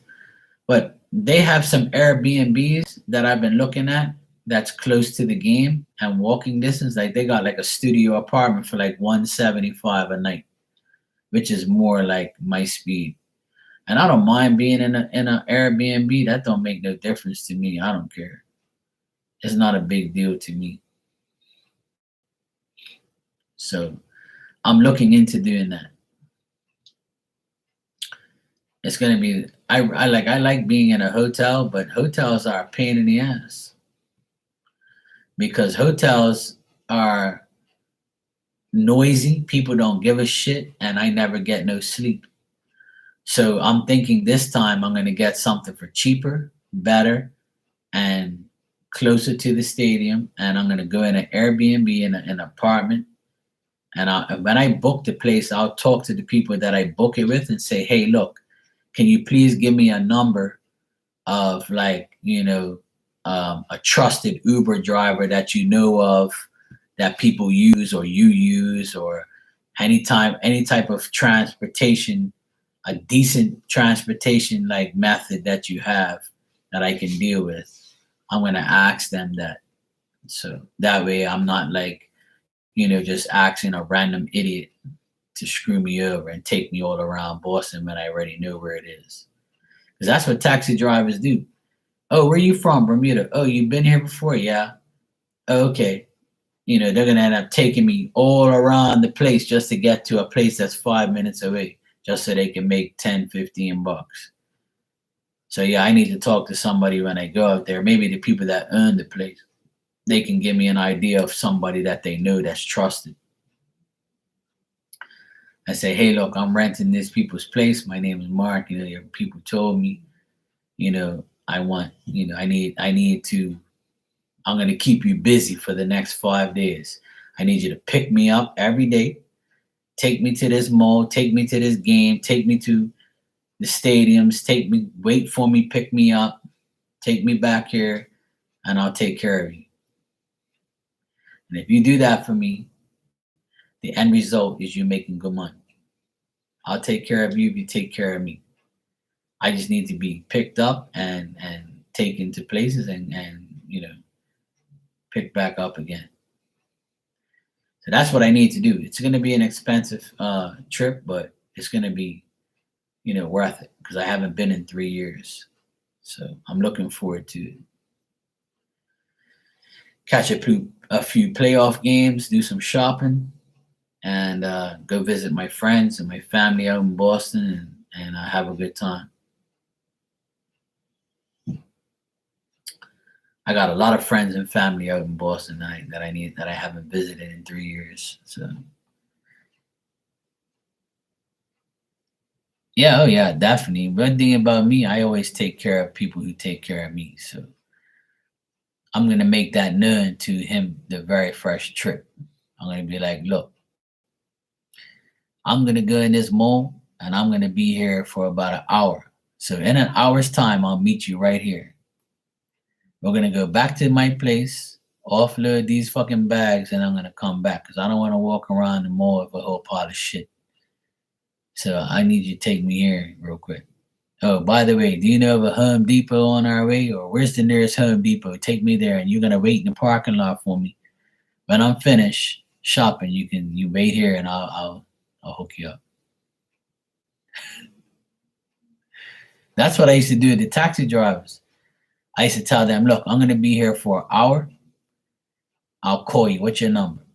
And he'd be like, oh yeah, this here. I'll call him. I say, hey, look, it's me from Home Depot. He dropped me off about an hour ago. Oh yes, yes. How are you, sir? Yes. I'm like, you can come get me. He goes, yes, I'm right here, right outside. Okay, cool. Give him a little extra money, man. He'd be like, oh, just call me when you're ready, sir. I'm like, okay. Bang.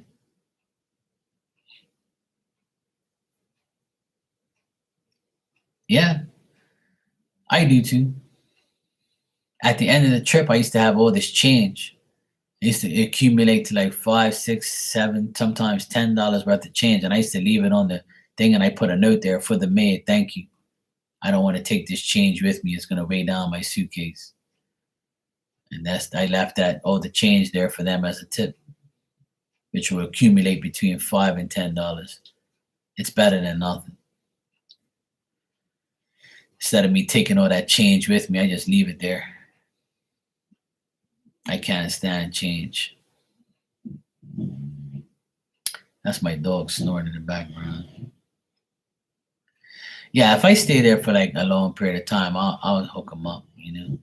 I'm the type of person I take care of everybody when I'm away, and when they take care of me, I take care of them. So, oh, nice. That's cool. All right, Caddy. Yeah, coffee, extra lotions, and toothpaste. That's what I got. I like the soaps that they have and stuff. Those are cool. I like that. All right, it's 1:43 in the morning. I can't believe I've been here all this time. But that's cool. I've had a great time talking to you. And I will see you next time. I'll be on here tomorrow. I'll be on here all weekend. I'm off until Tuesday, so for the next couple of days, I'll be chilling here and hanging out with everybody. No problem, sweetheart. Thanks for hanging out with me. I know you've been in here for a while talking with me, but it's nice to catch up with you and all my friends and stuff. And just know that Marky will be coming to visit this year. I'll be there at some point in time. A couple more months, I'll be out there for sure. I gotta plan it all out properly. I gotta make sure you're there when I get there. So we're gonna have a fun. Me, you, and the three musketeers. All right. Take care, sweetheart. Mwah. Take care. I'll see you next time. For sure. We're gonna paint the town red.